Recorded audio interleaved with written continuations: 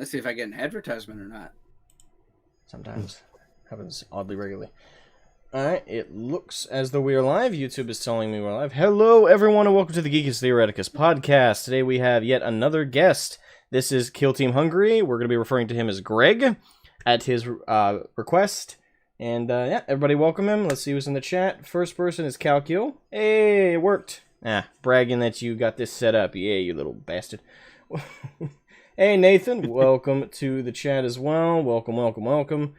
He says, well done, Calcul. Yes, well done, good sir. The Swede aided in this situation. And Maximilian Fontaine. Heyo, heyo, what's up? So yeah, that's everybody who's in the chat so far. Usually it increases over the course of the stream, but let's get right into our first topic. So our first topic is probably the shortest one we have today, and as I've told my two compatriots here, they're allowed at any point to throw in a topic that just occurs to them that they think would be fun to discuss, since I only had two to bring to the table. But the first one that we have is, which Chaos God is the best and why? This is the most opinionated topic we've had in a while.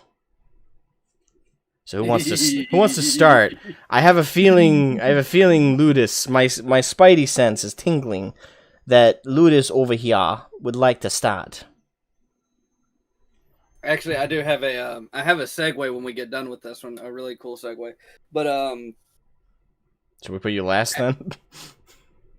Yeah, we can do that. I mean, that would be because I think because I am the chaos person. You know, yeah, I can go last. All right.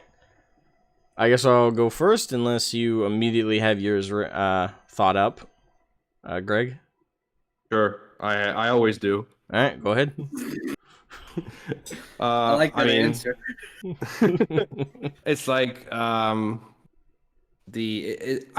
always go with the one which is most honest, and the most honest one is Corn, because it's just want to wreck your face.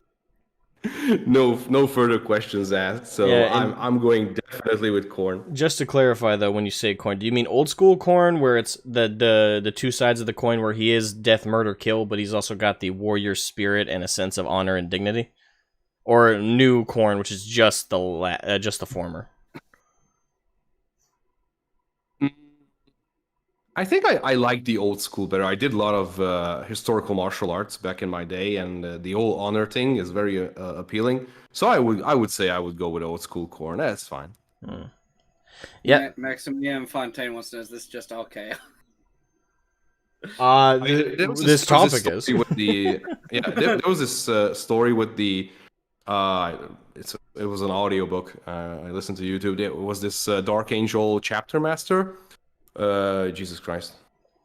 I'm not familiar with Chaos Space Marines, so I don't know Dark Angel. I'm not that familiar with Chaos as well. That's mainly Ludus's thing. He's usually the one who informs me about Chaos. Yeah. I love the sentence. I'm not familiar with Chaos Space Marines, but the Dark Angels. That's why I said I'm not familiar with Trader Marines, so I don't know anything about the Dark Angels. So the chapter master of those dudes as something as oh fucking anyway.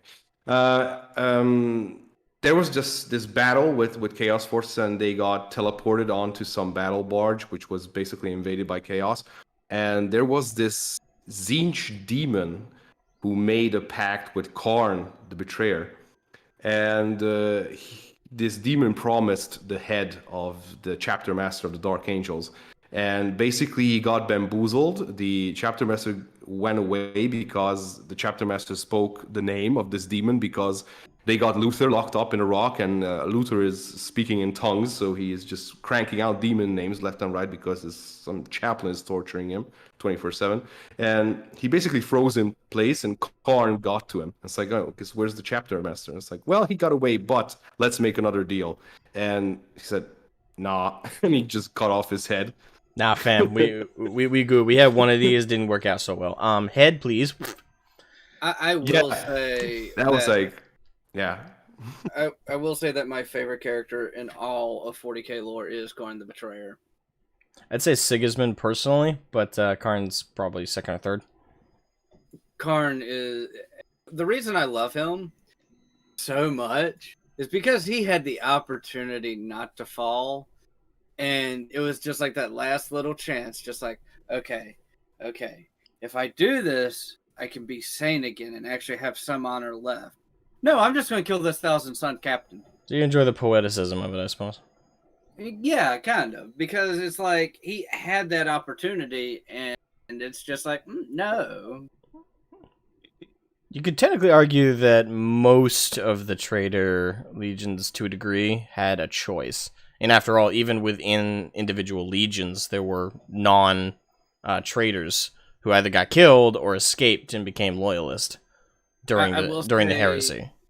Yeah, and I will say probably the one with the biggest split would probably be the Death Guard.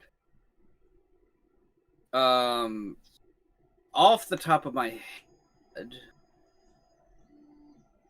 the rest of the traitor legions had relatively small percentages of loyalist forces.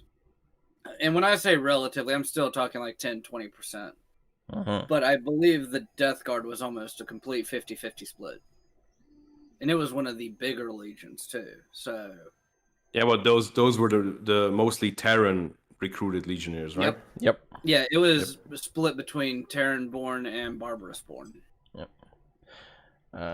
Nathan with a super chat. Thank you very much, Nathan. Thank you for your awesome generosity and continued support of the channel, as always. I must bless the new collab with the simp ceremony. I appreciate it, oh simpy one. Thank you very much. Love you, kisses, all day long. Welcome. I'll send you feet pics later. Let's see, so... I'm curious, who's the simp in this relationship? Yes. So yeah, my favorite Chaos God is, like Greg's, is Khorne. For me, old school Khorne with the warrior spirit and the sense of honor and dignity. That has always been a part of it's always been a part of like the dual side of every Chaos God that I've always liked. Is they're not necessarily just this overarching Diablo demon that has absolutely no interesting qualities. It's just murder, death, kill. No, old school Chaos Gods were fascinating because each one had that flip side of their coin. And the main face that we usually see is that of the evil one with the demons and them corrupting everything, but then there's also that dual side that needs to be acknowledged of how they contribute to the universe. And with Khorne, again, that warrior spirit, honor, dignity, the warrior code, that was always something I found fascinating with Khorne and made him by far the most interesting. And in a way, again, take this with a grain of salt, the word usage, but redeemable Chaos God, I'd say it would probably be Khorne, so I enjoyed him the most for that. Nurgle would be a close second, because though he is Plague, Pestilence, and Death, he's also, his old school flip side of his coin was he was also the Chaos God of life. Because things can't die, decay, and fade away if they never lived to begin with. So he likes life as much as he likes death, because he needs one to provide the other. I will say I want to do this comparison because Leviathan Dreadnought, the Great Knight Draven, said Nurgle is the more kinder Chaos God. I'm gonna put a choice up before you, and this is two exact examples, one for Khorne and one for Nurgle. Where Khorne, when he wants to kill someone, essentially just fucking does it. And it's normally by way of decapitation. When Nurgle wants to kill someone, it is normally a slow process. Is that really kinder?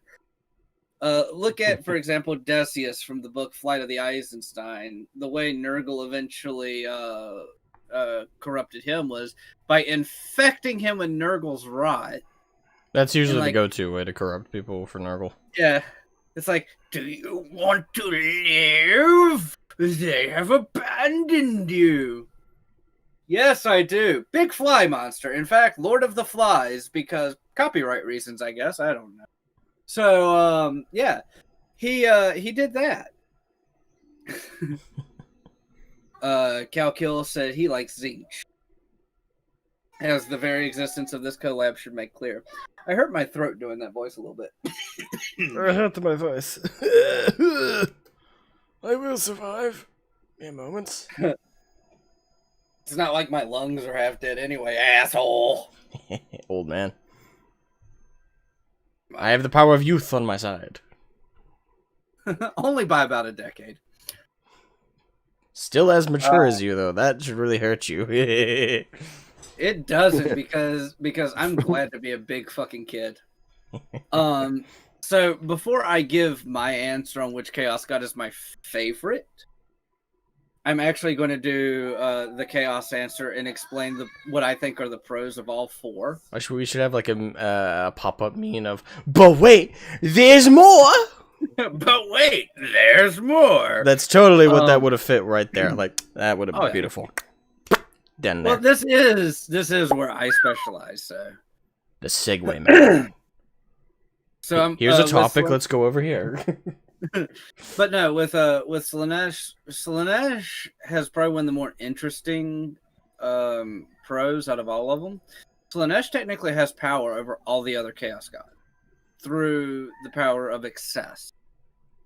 All three of the other Chaos Gods do their own things to the excess, which gives power to Slaanesh. So, if we're asking who's the most powerful Chaos God or who has the potential to be the most powerful Chaos God, that would be Slaanesh. But then you have Khorne and his thing, and I always go by old school Khorne because new school Khorne just doesn't make sense to me. Is, you know, like you said, two sides of the same coin. He is the bloodlust and war, but he also has that sense of honor. In fact, in his original tenets, it was actually seen as a negative to kill, you know, women, children, people who wouldn't fight back or couldn't fight back. In that list, also invalids too.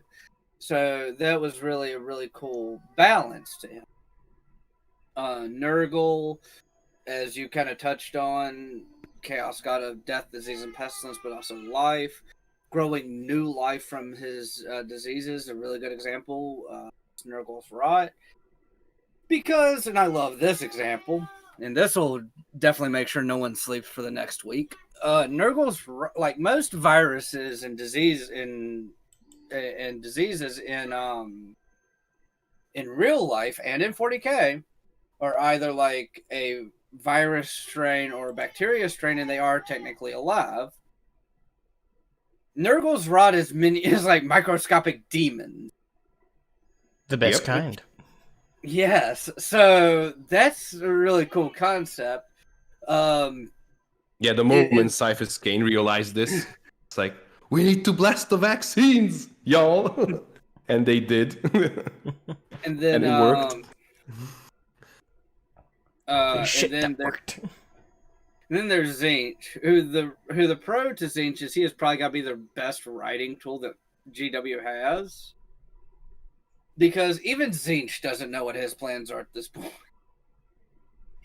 I really do believe that Tzeentch is a combination of three mental illnesses, or mental conditions of ADHD, autism, and bipolar disorder. And they all hit at the same time, because that's got to be the only way he makes up his plans. Or, quote-unquote plans. I think you could sum all those up in one term. It's called schizophrenia. Well, no, it's not quite schizophrenia. Because that would be more along the lines of Conrad Curse, where it's almost two separate personalities to an extent. But no, like this is like the ADHD because it can be in any direction. The autism because it's super focused, and the bipolar because you don't know if it's going to be a good thing or a fucking bad thing. That being said, my favorite out of all of them, and I'm glad to be the only one who didn't say Khorne, is actually Nurgle. Which is funny because my favorite traitor legion is the Thousand Sun. But I love Nurgle because he will kill people and smile and be like, "Come join me, my children." He's like the fatherly chaos god. He really is. Come join Grandfather Nurgle in my garden. Is the meme Grandpa Nurgle or Papa Nurgle? I usually see Papa Nurgle. It's both. His followers call him Grandfather. I think Papa Nurgle is one that more of the community has for him. I haven't really seen that in the lore. Yeah, that is correct. They call him Grandfather Nurgle. Or Nurgleth. Yeah, Nurgleth. And I absolutely love it because it's just one of those things where it's like Nurgle really is the force of life and death. And I really hate that. I understand why, but I kind of hate that he's put in with the other Chaos Gods, because out of all of the Chaos Gods, his is the most, for lack of a better word, natural realm of all the Chaos Gods. Because he really does deal with, death, disease, and pestilence, which can just happen naturally. And that's where I think it really comes into play for me, because he doesn't really, he doesn't drive someone to go kill someone. He doesn't, cause someone to start up a planet-wide drunken orgy, or in the case of the Eldar, a species-wide drunken orgy. Or excuse me. Sorry, I said that wrong. In the case of the Eldar, a species-wide drunken murder orgy. Drunken high murder orgy. You can't forget that they did some hardcore fucking shit. It's like, injected into my veins! So wait, what am I injecting in your veins? Am I injecting the heroin? Am I injecting this new substance we've come up with that we don't even have a name for yet? Bath salts? Or just for the kink aspect, the semen? No, wait. Yes! Wait. At that time, they came up with a new drug made out of orc fungal. It's like, why is your skin turning green? And why do you suddenly have an inkling to beat people up? I don't know. But that shit is awesome. Give me another dose. but and then with Zane, his whole thing is making people fuck with each other. So they all have artificial. The other three have more artificial means, whereas Nurgle is almost purely natural, and that's one of the reasons why I kind of like him, because in a way, he's also kind of like the lazy choice, because he really doesn't have to do shit. Yeah, he's just that old man who's like, yeah, I'm just gonna set things up from afar. Yeah, okay. Also, the story of Where's how my paper? The story of how Nurglings are born really creeped the fuck out of me, but I still like it. I don't think I know that one off the top of my head. When a great unclean one, the big motherfuckers. Yeah, the Nurgling inflated to a massive size. No. Here's how Nurglings are created. They'll have massive boils that rupture, and Nurglings come out of them. In addition with other things. Not as gross as I was thinking. Yes, it is, because I cleaned that up a lot. Seems par for the course for Nurgle, actually. For Nurgle, yeah. Here's one for you. I probably could have guessed that. There's a demon that if you fucking smell it, it releases pheromones, and if you smell the pheromones, you will hear the sounds. First off, let me preface this with if you smell it and it doesn't kill you, you will survive the rest of your days with the vision of arms grasping at you and the sound of tongues lapping at you. What the fuck? I'll give you an idea of which Chaos God that falls under. Shouldn't be that fucking hard. Well, tongues lapping can be kind of sexual, but it's also gross, so I'd assume Nurgle. It's a fiend of Slaanesh. Yeah, I probably should have gone with the initial impression. Damn. Well, that being said, so we've all got our Chaos Gods, and I think we all made solid points of why. Oh, and the little segue I had. I was about to say, what were we segueing into? So I am doing a break because I started my alternate heresy series. I'm finally starting on that one. Ooh, nice. And got any episodes up yet? Yes, I do. Hold on a minute. Let me see which ones are actually up. Because, again, I record 2 weeks ahead. So. This would be a good time to mention to the awesome, amazing, sensual, and adorable chat. In the description below, you will find links to not only Greg's channel, Kill Team Hungary, but you'll also find a link to Ludus Infinium's The Librarian. So go check that out, please, and thank you. Tomorrow the new Nurgle Followers comes out, and then last week was Khorne, and the week before that was Slaanesh, and next week is Tzeentch. So to talk about the ones that have released yet, the Slanesh and Khorne ones. So I make an argument for 2 different legions to fall under this chaos god, to fall under each chaos god. The only legion that I make absolutely no arguments for which chaos god they could fall under was the Salamanders, and I just ended up throwing them to Chaos Undivided because that one really fucked my mind up trying to figure out where they would go. Well, I can't see them being Nurgle. Tzeentch doesn't make sense. They're not really doing anything in excess, so Slanesh don't work. That leaves Khorne. The two I came up with were either Khorne or Nurgle. That's because they're very hardy and they like setting shit on fire, and that's all I really had. They're very loose arguments for either. I mean, no, I know. That's why I was just like, fuck it. They're going into Chaos Undivided. I can't do this. They're too nice. We can't even fit them with the Chaos Gods. Well, that's the point, because like they want to hug everyone, so why not Nurgle? But that actually just infect them with a plague, and then Nurgle says, "Go hug everybody!" Yay! Pretty much. But so there was actually just like the TTS Vulcan. It's like, come here, my friend. Give me a hug. The best part is, I had the same legion in both the Slanesh and the Khorne video, and they didn't go to either one, and that was the Space Wolf. I didn't give them to Slanesh, and I didn't give them to Khorne. I mean, I did kind of give them to Khorne in a way, but not like the main Khorne. Like, you know, the example between like blood-crazed Night Lords compared to World Eaters. You know, they both would probably fall to Khorne, but everyone knows the World Eaters for it. It's like the thing.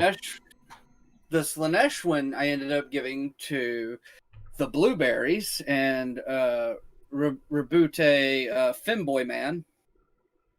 Robot Girly Man. Yeah. And for Khorne, I gave him the Khan and the White Scars over the Space Wolves. And that has a lot to do with the difference between old school Khorne and new school Khorne too. Because that would have also changed my mind. If it would have been new school Khorne, I probably would have given it to the Space Wolves. But because I only go by old school, I gave it to the Khan, because for me, there is a deeper sense of honor with the Scars than there is with the Space Wolves. Space Wolves will kill anyone and not give a shit and not ask questions. Yeah, this would be a good time to let you know, Greg. Ludus has an irrational hatred of the Space Wolves. To the point where there are actually 3 people on my Discord community who refuse to come to these streams because they have to constantly hear him spurging out about it. It's like, I refuse to go because Ludus is gonna lose his shit. But this is how judgmental of these people. Unacceptable. Unacceptable. That is the legit reason why I gave them. Why I gave Khorne the Khan instead of Russ and the Wolves is because. So it's Khorne on the Khan. Or pretty what? much, yes. Yes, because that's so much fucking easier to say. But no, because the Khan always had this sense of honor. Even before the Emperor found him, you know, he gave people a choice: surrender or die. But the Space Wolves were just like, we won't ask questions. We'll just fucking kill when we're told to. So that made it where, like I said, if it would have been new school Khorne, I probably would have given it to the Space Wolf. And as I've already explained to you, gross oversimplification. Gross oversimplification, you know, potato, tomato, same thing. Mm-hmm. Yeah, we've already had that debate like 7 times. If you want to debate him at all, Greg, feel free to. I've already said my piece. About the Space Wolves? Yeah, about, his reasons for hating them. Oh, no, I don't hate them because they're bloodthirsty killers. Oh, no, I know your reasons for hating them as well, but I'm just saying. I hate them because they're too fucking one-dimensional. I mean, I guess I despise them as much as the Ultramarines. I'm surrounded by Space Wolves. Yes! God damn it. I can't shake you fools. Y'all stick to me like ticks. Wait, Get off! Leviathan Dreadnought, the Great Knight Draven, said the space corgis have the same mentality as the Thunder. Honestly, I am surrounded. It's weird. It's not our fault you picked the worst Legion to like. I like them. God forbid. Actually, wait a minute. I misspoke. That was unfair. This is where I will Well, admit you're that not was wrong, though. I unfair. do like them. They're just, for anybody who has the false impression, though, they're not my favorite. They're my top three, though. No, it's unfair to call them the worst Legion because that obviously goes to the fucking word bearers. Yeah. Oh yeah, Directly. Okay. Them and the blueberries are the worst. Ultramarines are at the absolute fucking bottom for me, personally. And then right above them is word bearers. And then right above them would probably be world eaters. For the same reason you say you hate the Space Wolves, very one-note, one-dimensional, uninteresting. Fucking, there's no depth there. I mean, people are like, oh, well, in the book, I read that book. It's the only time they're given any kind of depth. Everywhere else, they're pretty much talked about as if they're one-dimensional. They're referred to as one-dimensional, and even when you play them, very one-dimensional playstyle. Well, no, I can actually agree with that. It's just like, and I agree, like the World Eaters as a whole are pretty one-dimensional. But my favorite character is Karn the Betrayer because he actually had that opportunity. So we have one guy in this entire Legion who's not one-dimensional. That's it. Not even the Primarch. Not really. No. And what about Lotara Sarin? You're going past my knowledge at that point. No, she was the captain of the Conqueror. Oh yeah, oh, yeah, I but loved she her. she wasn't part of the Legion though. Oh fuck yes, she was. No, she wasn't a Space Marine though. I mean, in that sense, no, of course not. No, but, she wasn't a Space Marine. She was she was like respected by the Primarch as well. Yes, but that's very different from being a part of their gene seed pool and of their actual Legion. Well, okay, yeah, okay, in that sense, yeah. Okay, but who did she smack? Did she smack Karn or Angron? No, she shot one of the 17th company or 7th company. I cannot remember, but she shot one of the Conqueror's basically onboard staff of preventing anyone from coming on the Conqueror. She shot him in the head, an actual legionnaire, because those guys said, "Oh fuck it, we're just gonna go and slaughter some peeps on the planet." And then the fucking Ultramarines came and like they really fucked up that ship. And because I thought for some reason that she either smacked Angron or Karn. The only time I'll root for any traitor Legion is if they're up against Ultramarines. I just noticed that.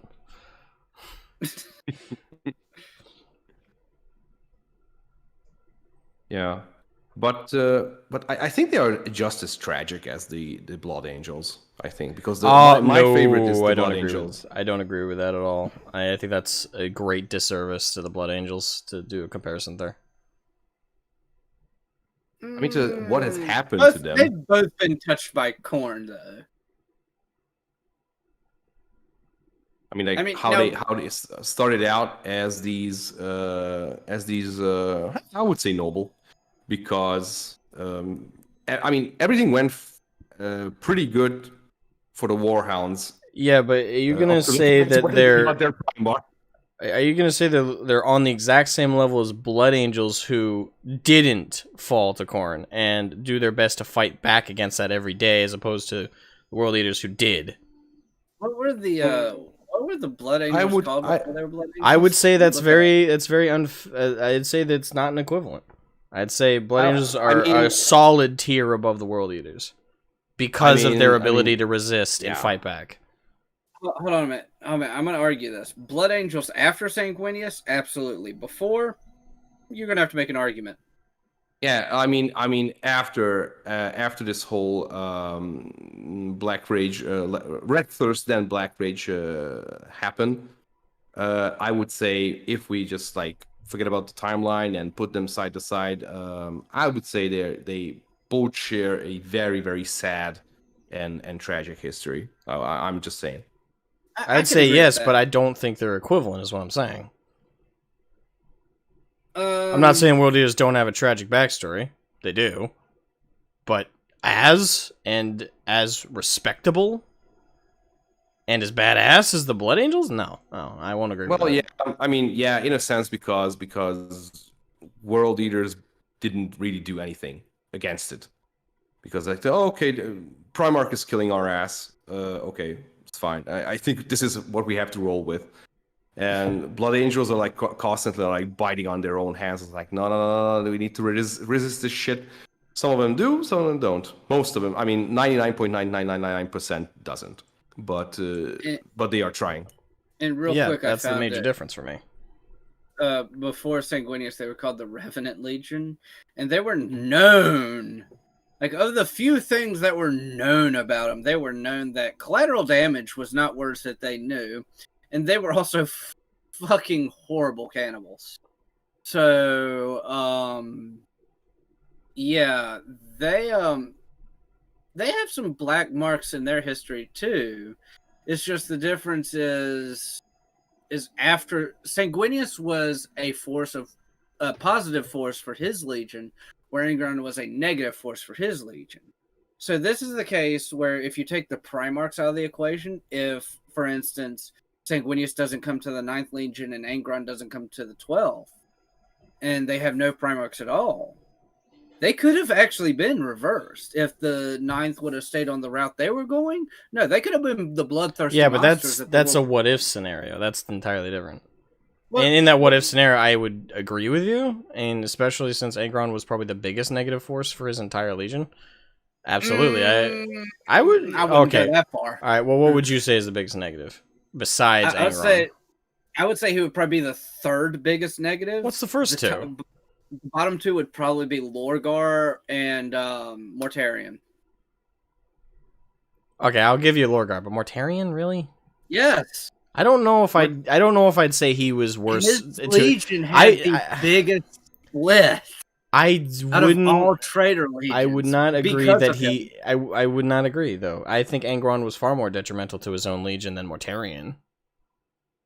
He was more detrimental to a smaller percentage of his legion. Mortarion wasn't as bad to the percentage of his legion that he just really didn't give a shit about. But there were a lot more in his legion that he treated like shit. Just not as bad as Angron treated the few. If that makes sense.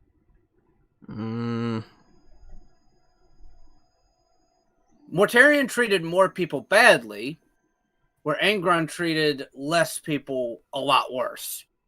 I would have to double check my facts on that, but I'm pretty sure Angron treated the majority of his legion pretty badly. Well, no, his at first it had a lot to do with Karn.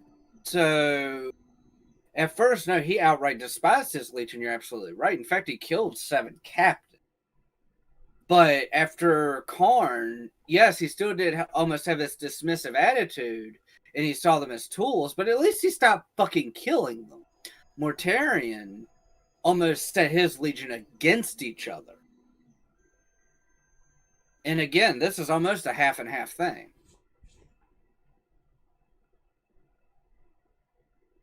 Yeah, I definitely gotta have to double check some details there. I still stand by, though, that as far as my knowledge goes, Angron was definitely worse for his own legion than Mortarion was for the World Eaters. Draven has now lost all my respect. Out of all the Space Marines the Emperor ever created, the Imperial Fist are the greatest legion ever made.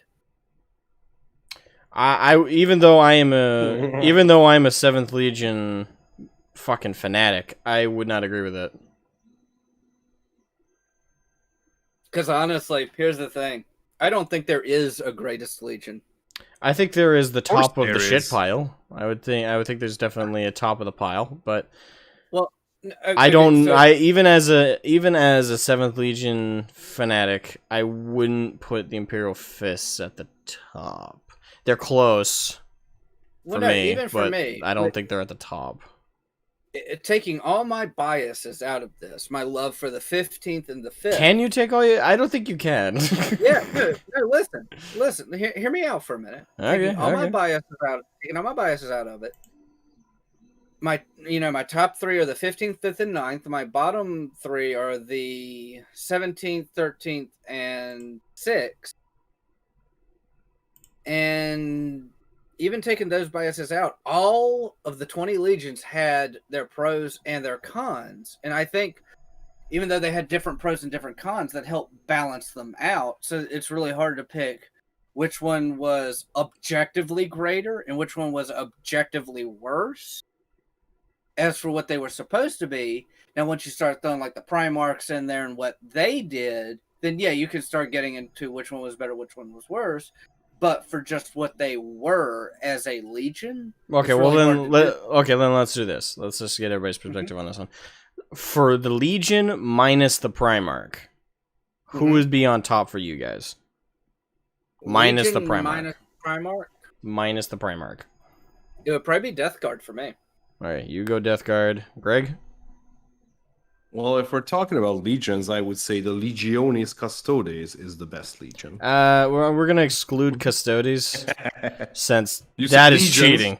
If we're including Custodes, they'd fucking win. They are their own thing. They are their own fucking thing. There's also the Titan legions too, which are also technically legions, but no. Oh, touche, sir. Yeah, so Astartes, you cheeky bastards. Astartes, the Space Marines. God damn. The DSERA. The DSERA could take on. I will turn. I would say Alpha Legion. Right, you would say Alpha. Oh, that's bold. All right, so you would say Alpha Legion. What about you? I'm curious because you're the one that brought this up. For me, the top legion, and I have my reasons. Without Primarch. Without Primarch would be the Salamanders. Really? Yes. That one fascinates me too. Because as you know, in terms of my personal takes, they're not even in my top 3. But if we're looking overall, just the legion minus the Primarch, I would put Salamanders at the top. The reason I wouldn't is because they almost had they almost had like this self-destruction complex. They really didn't care how many Salamanders they lost. That's why I didn't even consider them. Yes, that's a detriment to their own legion. But the thing is, it's also about their overall culture of their legion. The effectiveness that they served during pre-heresy and post-heresy. And those two elements for me are what put them at the top. Because culturally, they're the least, again, this is 40k we're talking about. Everybody's evil to a degree. But as a whole, they're the least evil, and therefore the most, in my opinion, sympathetic at times. Their martyrdom as well, their willingness to sacrifice themselves and put themselves in harm's way over that of civilians and over that of imperial citizens and those who they deemed innocent. As well as their effectiveness in battle. They have always been a, combatively speaking, effective legion. And a chapter. They have. But again, if we're doing this without Primarch... Yeah, that's without Primarch, in my opinion. No, Vulcan is the one who beat out, like, hey, don't go to the last man. You're all valuable. You're just as valuable as them. Well, keep in mind, when I said without Primarch, I didn't mean like they never met the Primarch. I meant like not factoring the Primarch in. Oh, no. As an individual. I was going under the assumption like they never met the Primarch. No. Like not factoring in the Primarch as a character and as an influence. Obviously their history stays the same, but minus the Primarch in the picture. Then. Like just the actual culture. Yeah. Not uninfluenced by the Primarch, but their Primarch as a character not being a factor for your vote. Oh no! I changed it. The reason I gave the answer because I was doing under the assumption like the Primarch. Greg, do you need to change your answer as well with that clarification? I think the Alpha Legion does Alpha Legion things even without various Omegon. So so your answer's the same. All right, what's your new answer then, Ludus? Shit, because this one I'm gonna have to think of because it's gonna essentially be the same Legion without taking the Primarch into consideration. Would the effects be taken into account? like Sanguinius's Kinda broke rage and stuff. Oh, sorry. And so, like Yeah. Sanguinius's rage and stuff. Yes, because that's still an impact on I'm- their lore. Then I'm going to stick with Thousand Suns. Okay, you would stick with Thousand Suns. All right.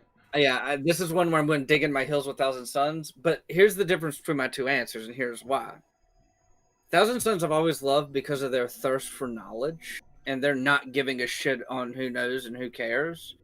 And I've always really liked that aspect of them because they want to learn everything they possibly can. And originally it was so they could protect themselves and others. It just kind of got fucked up along the way. Now, the reason I gave the Death Guard as my answer is because under the assumption they never meet their Primarch, they would remain the Dusk Raiders. And they were... They're what? You cut out for me. They were fiercely loyal to the There. Emperor. I thought you were about to say they fucked. Oh, No. I was like, And, I just heard. And Okay. and a good example is Nathaniel Garrow.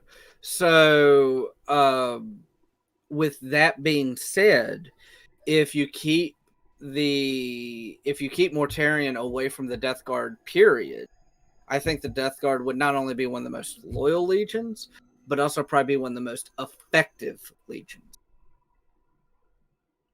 Yeah, I could see that. That's where my answer was going when I didn't understand the question. All right. So I guess the next category would be: what do you guys? Who would you guys pick, legion wise, based solely on the Primarch? Because we all got our answers without the Primarch as a character influencing it. I'm assuming, Greg, you're still Alpha Legion, with or without. Yeah. All right.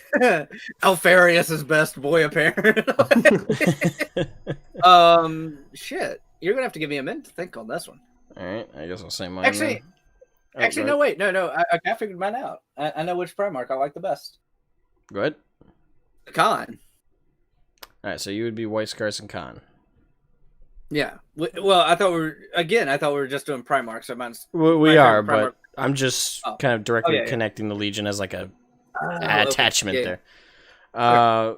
So for me, as the Primarch being the sole reason for selecting this, I would probably, for me, it's almost a two-way tie. I would either go with Sanguinius and the Blood Angels, or I would go with Rogaldorn and the Imperial Fists. Thank God you didn't say the fucking furries. No, I mean, as much as I like them, I like their culture, and I like the Space Wolves for a lot of personal reasons. Objectively, I would not put them at the top of any category, particularly.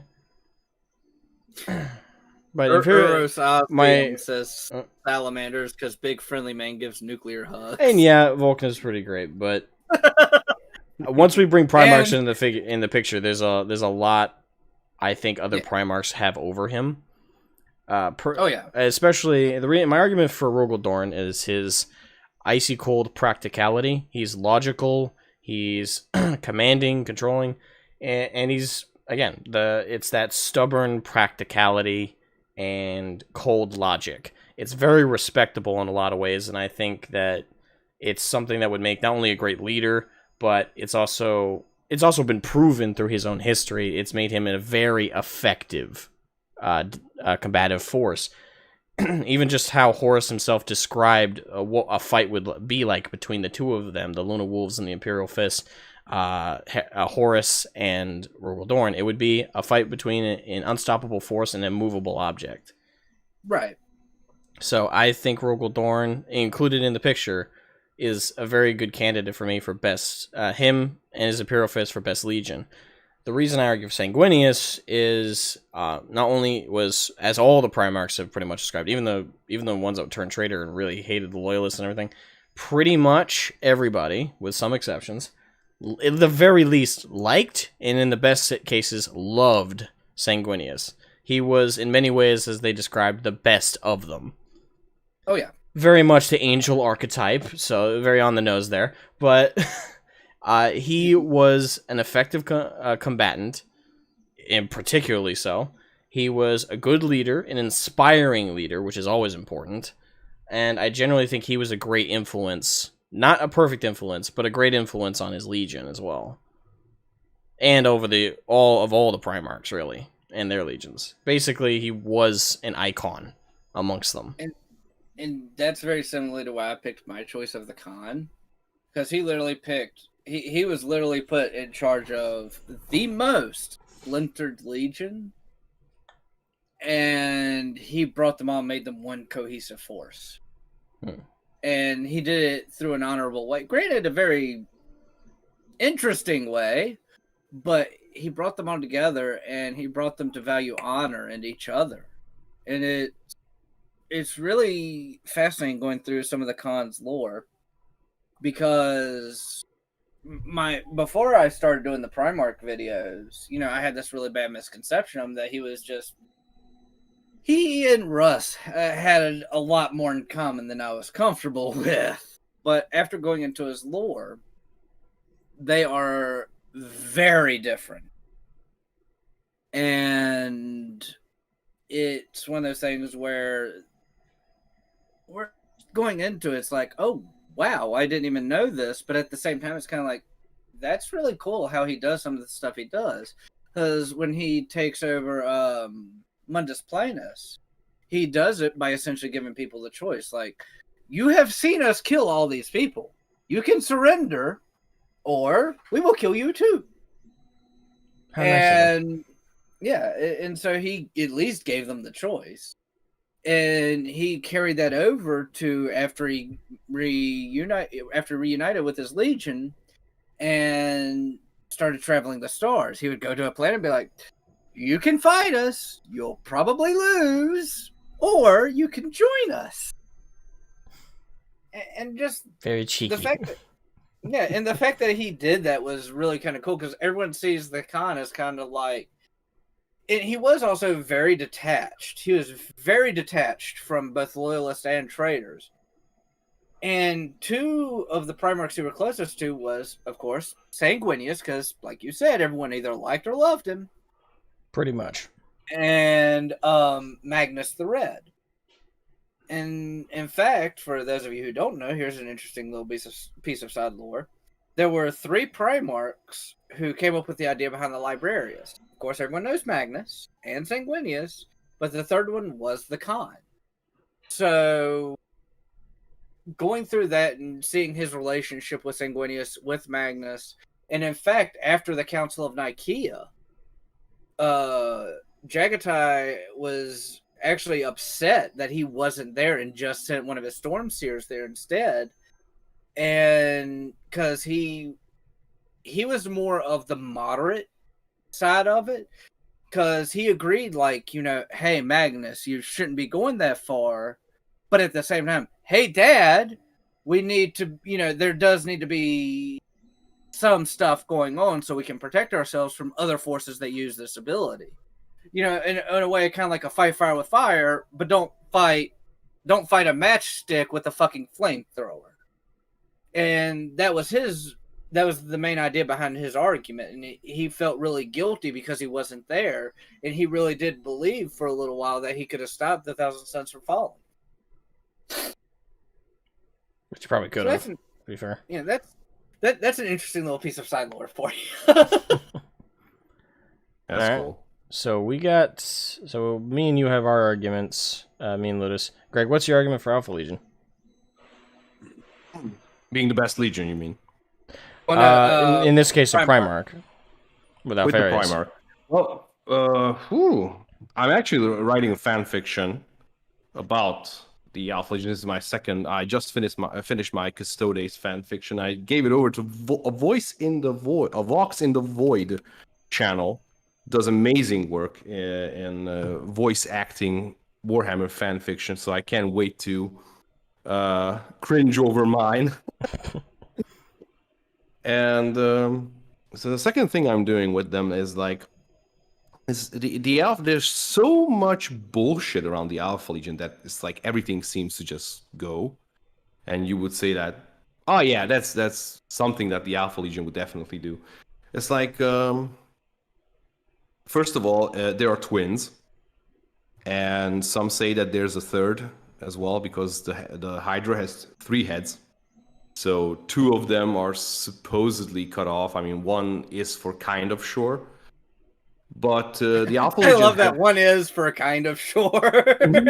yeah, because the Alpha Legion had these shenanigans where, like they pretty much looked the same, even though the Primarch was like a Primarch, but wasn't that really distinguishable from his Legionnaires. So they had this thing, if I'm not mistaken, when their librarius could like transfer the Primarch's psyche into just plain Legionnaires.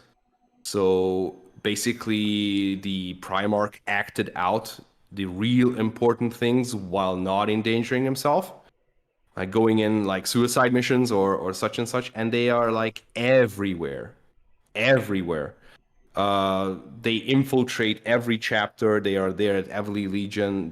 I think Rogel Dorn was the one that like cussed on the Alpha Legion, like, what the fuck you guys doing for like months, infiltrating and causing havoc. It depends on And- which situation, because Rogel Dorn had many altercations with them pre-heresy, and then in the actual heresy, he had a direct confrontation with the Alpha Legion, very directly, which led to him killing. I always get them confused. I don't know if he either beheaded Alfarius or he beheaded Omegon, and then there's the fan theory that he beheaded neither, and it was a body double. Yeah, which let's be fair. That's probably true though, that he actually didn't kill it's one of the quite Primarchs. possible. It's quite possible. I wouldn't even feel bad about that being a Rogel Dorn fan, because it's Alpha Legion, and they're known for that shit. I would not feel like it would be out of character, but as of right now, it's still just a fan theory, because GW, as they do, don't confirm shit.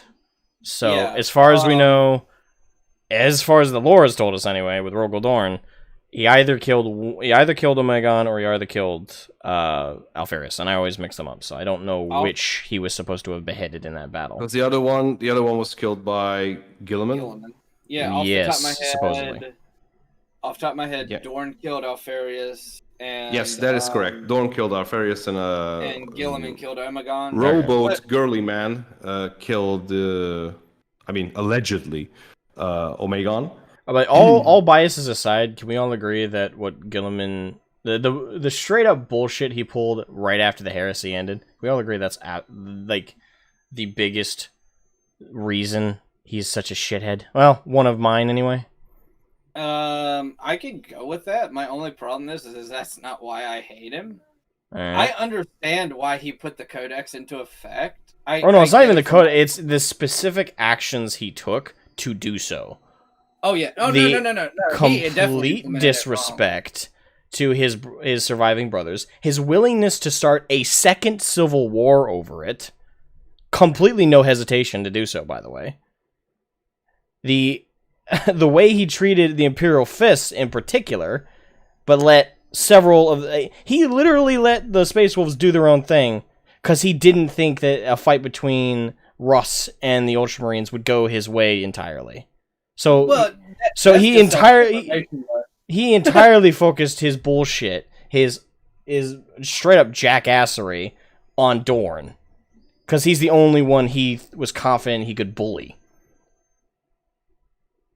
I mean, to be fair, and I genuinely hate that blue Smurf bitch boy. I think that the Loyalists would have been a lot better off if Sanguinius wouldn't have died. Probably. But I think that is also exactly why Sanguinius died too. Narratively, yeah.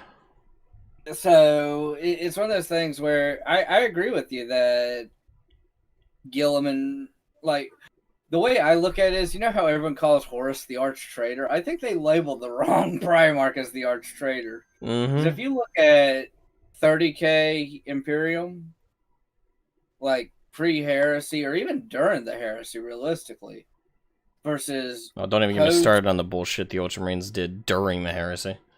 Well, even if you look at it post-heresy, especially Imperium Secundus, anybody? Just saying. Yeah. I'm leaving it at that. Do I need to say more who the real traitors are? Yeah, I'm just gonna leave it there. I could go on, but Imperial Secundus. But if you There you look go. Exactly. at all the changes that have been implemented because of the changes that Gilman put into place, it really is a completely different Imperium. In fact, one thing that really pisses me off. Here's what really burns my ass about Gilliman. Burns. Burns. But no. Burning, So burning, burning, burning. Sorry. here's what really fucks me up with him. Gilliman, as we all know, was alive during 30K. He went through the Horus Heresy. Mm-hmm. He knows what the Imperium was supposed to be, what the Emperor wanted the Imperium to be like. He takes a 10,000-year cat nap, gets revived by his Eldar whore, and let's call it as it is. Just call it as it is. I mean, if he ain't tapping that, then he's about as big of a fucking wuss as fucking Russ. But let's not get into that one. So it's Core perk. Sorry, we haven't gone over the new stuff with the Primaris, the new Mega Legion. I'm assuming that's what you mean when you're referring to the new Mega Legion. Let's please. I don't want to have a stroke today. Yeah, that's a whole nother reason to get on, because that adds a large level of hypocrisy with the Codex Astartes and Gilliman. But I think we already the stuff we've already mentioned is enough to hate him. I mean, add that stuff on top of it, it's just narratively stupid. Uros Osium just said Gilman is far too much like Daddy. No, he's actually really not. No, because if he were, you think the Imperium after he got revived would look the way it does? Oh fuck no! Oh no! He'd start burning shit down. Back. Okay, we're gonna take this back to the way it's supposed to be. No, we're not. I'm much bigger than you, bitch. You're gonna do what I say, but you're gonna do what I say. Okay, because that's how Primarchs work, and that's really not much of an exaggeration. Do you think that his ass would get assassinated by the High Lords of Terror or something? I don't think he would have an opportunity to. I think essentially what would happen if he would have gone that route is when he went to go see the Emperor. But just clarify what you said, because I might have misheard. Did you say Gilliman assassinate the High Lords? Or the High Lords try and have him assassinated? No, yeah. The High Lords would assassinate his ass because, like, Gilliman, it didn't happen before that the Ecclesiarchy turned on the Imperium, because they wanted their own way and just like. Gilman said that, why the fuck did you wake me up in the first place? But I think that, I hate him as well. But logically thinking, when he comes back after 10K and it's like sees that everything is fucked, partially his fault, by the way. I just want to throw that out there. Well, yeah, but it's like the strategically sound thing not to do is to like, okay, first of all, I need to unfuck everything, which is a result of 10,000 years of me not being there and basically religion taking over the entire Imperium again. Meanwhile, we are basically spit roasted by every living race in the galaxy plus chaos. So I think he took the least painful route and said, okay, I'm rolling with this shit for now. Plus, I'm just gonna pull out this ace up my sleeve, which is, I remember there are like millions of Primaris Marines. It's like, all right, so let's reform the whole thing according to my taste, with the help of arch traitorous Magus Belisarius Call. Well, so on that note, though, and this also is like a split of another question. It's the difference of which loyal Primarch do I think would be better to come back, and which loyal Primarch would I like to see come back? Because I would love to see the Khan come back, because he's going to be fucked in the head at this point. As many years he's spent in Kamara, he's going to be pretty different from what he was. So that would be a really cool story to see. But which one do I think would be best for the Imperium, or to possibly get it back on track to where it was? That would have to be the Lion.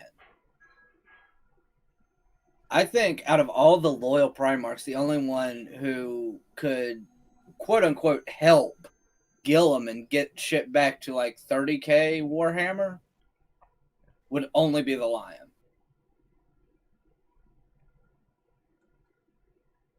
I don't know if I should keep writing this. I thought we were talking about Loyalist Primarch's gag, but I don't know. I just realized we went just to prove to you what I was not exaggerating. If anything, I was playing it down. But Greg, as I told you about the tangents that occur on these podcasts with the topics, I was no lie because we've been going on several tangents for an hour. Yeah, off of a quick topic like the Chaos Gods. See, and Draven is. Do you regret coming on yet? Nah, it's fine. Draven is again proving his delusion, saying that Dorn is still alive. And I would like him to be, but narratively, probably not. I mean, But why don't they wake his ass up? I mean, Dorn? Lionel Johnson. Oh, he's just there sleeping. The fuck? Yeah, I don't know the exact lore explanation with the lion and what's going on there. Because the Witchers in the Dark are little they're the Witchers. The Watchers in the Dark are little bastards who won't tell anyone. I mean, he's in the same place. He might no be. One, the only people who know are the Watchers in the Dark. That's the problem. And again, they're little bastards. Little beaches. When I did the to give a good example, when I did the Lionel Johnson Primarch video, my my thumbnail for it was the scene from Sleeping Beauty with the three fairies watching over her, with the photoshopped head of Lionel Johnson on Sleeping Beauty, and the three fairies were all Watchers in the Dark. And the conversation was should we tell anyone? No, and then the third one's just laughing. And realistically, that's not very far off. Now, granted, it's me making a joke out of it, but that's still not a big exaggeration. That is kind of what they're doing. Right, and if anybody asks any questions, they disappear. I mean, the dudes who ask questions. Like, hey, where's the bathroom? Blinks, he's gone. And also, I thought of a good argument on a way to prove Dorn is dead. 40k is not an easy place to live, even for Primarchs. And let's say, hypothetically, he were alive. He's at least missing one hand, if not both. How long do you think he's going to survive after that? And this is one of those things where there are different books by different authors that say different things, so this is very confusing. Yeah. As you encountered when you discussed this with Dragonis, Ball, and there was someone else in the call at the time. I can't remember. But as we discussed, the old school books and the old school lore has always said that the only thing ever found of Dorn was his arm. Just literally elbow to tip of finger. That's it. That's all that they found, and that they keep that on the phalanx, where every new chapter master, as I recall, signs it. Like a very weird tradition. They like... even as for me as an Imperial Fist fan, although Greg, just so you know, my top 3 and like the Legion that I even play on the tabletop, I'm Black Templars all the way. They're my favorite period chapters. But that's fine. My second is Imperial Fists, and my third is usually Space Wolves. Sometimes if we're talking specific lore moments or eras, it can change a little bit, but usually I keep Space Wolves in my third, mainly because I just like the aesthetic and culture. Like I am a fan of Vikings, and like historically speaking, so they kind of hit that niche. Vikings too, but damn. But yeah, those are my top 2. And one of the traditions I guess I've never logically understood from the Imperial Fists, knowing not only Rogodor's personality but the general stubborn personality of the entire Legion, signing his fucking decapitated arm. I've never understood the explanation, because there's no logic to it. Like, I get that the writers tried to add some weird or some, I guess, poetic tradition, But Doesn't this come from the Iron Watson Space Marine era? I Because believe Imperial Fists were so. doing lots of weird shit back then. Yeah, but it was usually in drinking small each other's pockets. piss and- It was in small Asmogan. pockets. It wasn't overarching. Okay. Asmogan, look at the chat. Look at the chat real quick. Yes, I'm so sad people can't see the smile on my face right now. Right above it. Right above Furry. it. Yes! Are you calling me a furry? I think so, because you said you like Space Wolf. He's either calling you a furry, he's calling the Space Wolf a furry. Either way, it's funny to me. Okay. I'm sorry. Like you said, I have a really irrational hatred of the Space Wolves, and I even acknowledge that most times it's irrational. But that is funny to me. and like you were talking about the Imperium getting spit roasted by essentially every other alien species right now and Chaos, the Space Wolves spit roast each other, so at least they've got that down. In which connotation are you using the term spit roast? Exactly how you think I'm using it. Okay. Well, anyway, though I can agree with you, Greg, that there are weird things that the Imperial all legions have done, honestly, but have done. It's never been like overarching. Usually, they're a very stubborn, cold logic, practical legion that doesn't really value. And they do to a degree. I mean, every one of them has some kind of. Every legion has a culture. Every chapter has a culture. But the one thing that always felt not entirely out of left field, like I can kind of reason it, but it just felt odd to me, was the tradition that got I don't even know how it got started, signing Dorn's fist. For me, it just felt like a weird addition to their fluff. That wasn't the weird part for me. The weird part is what they did with the fist afterward. But let's not get into that one on stream. Oh wait. Ha ha ha ha. Fuck off. Urososium actually brings up an interesting point. Is there any space left to sign? I don't think they've had. They haven't had that many Depends chapter on the- masters. Depends on the since. font size. And yeah, if everybody writes in this microscopic like little chisel, I'm sure they like 1,000 chapter masters plus can sign the damn thing. Then you got that one jackass, chapter master who's like signs in that big ass bold cursive. Like everybody else writes this small, practical, like little like I was here, and then there's that one like fat, flamboyant jackass goes, "Me, no more room." They kicked him out and sent him to the Black Templar for some reason. Because he was rebellious. Thank God a custodian could never sign that.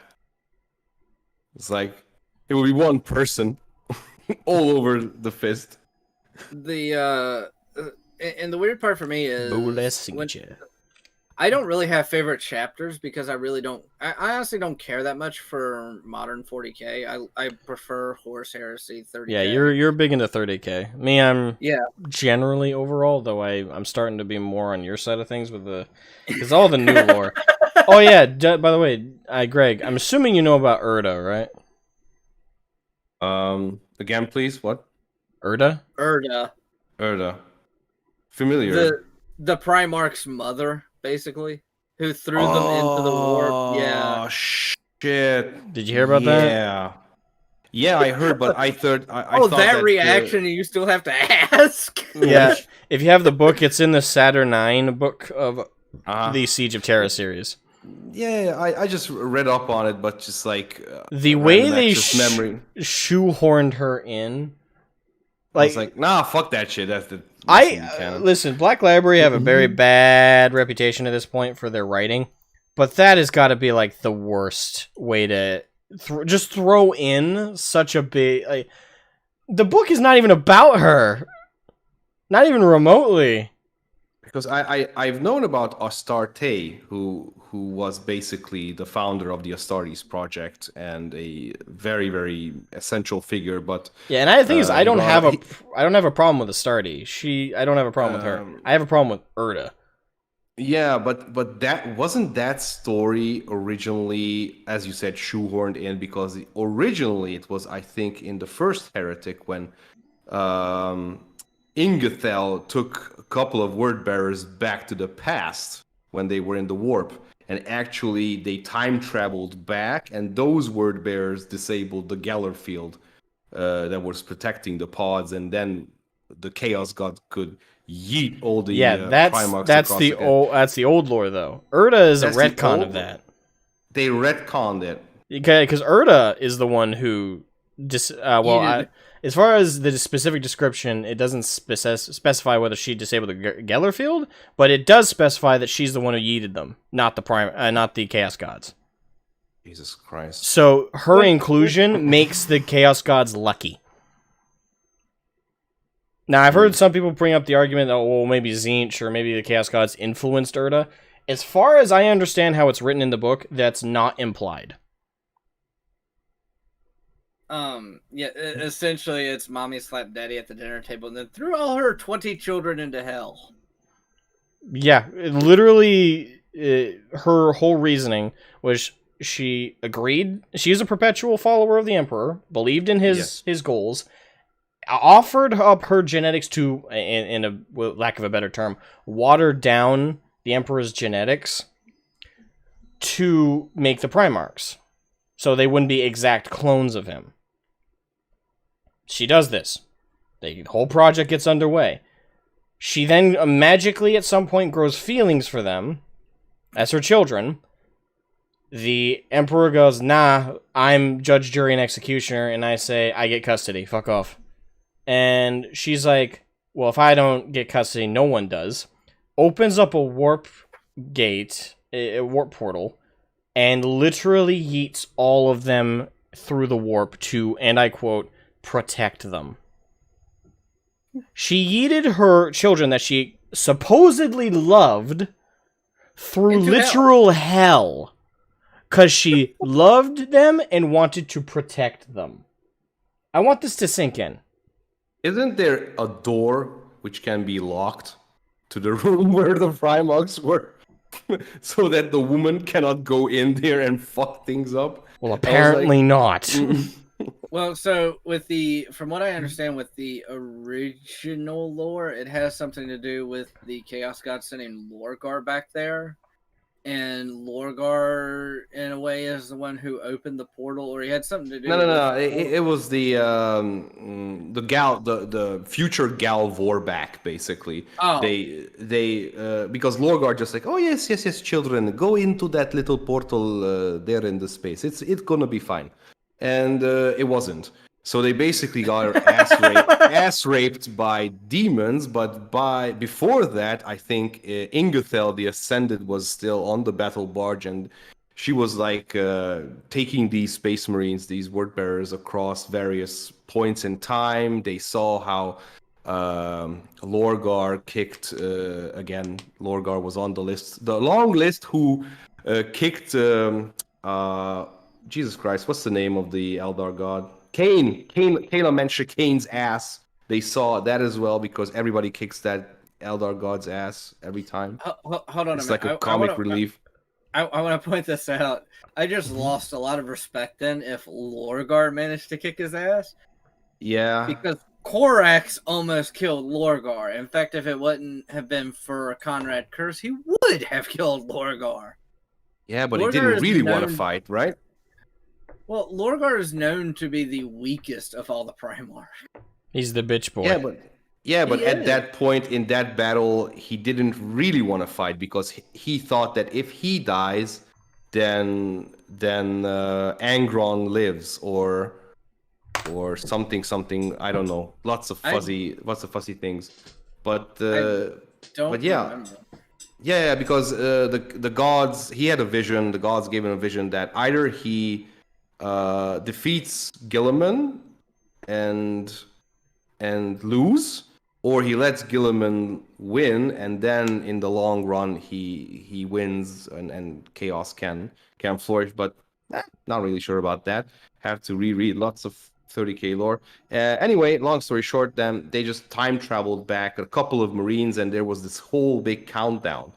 And then I think they emptied some bolter clips into the Gellerfield generator, and everything got fucked.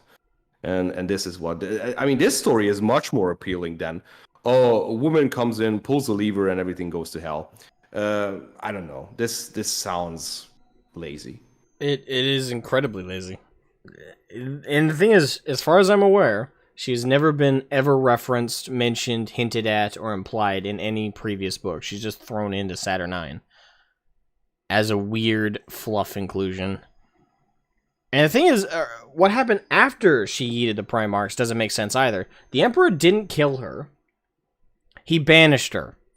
He exiled her. That's it. Now, I guess she's a perpetual.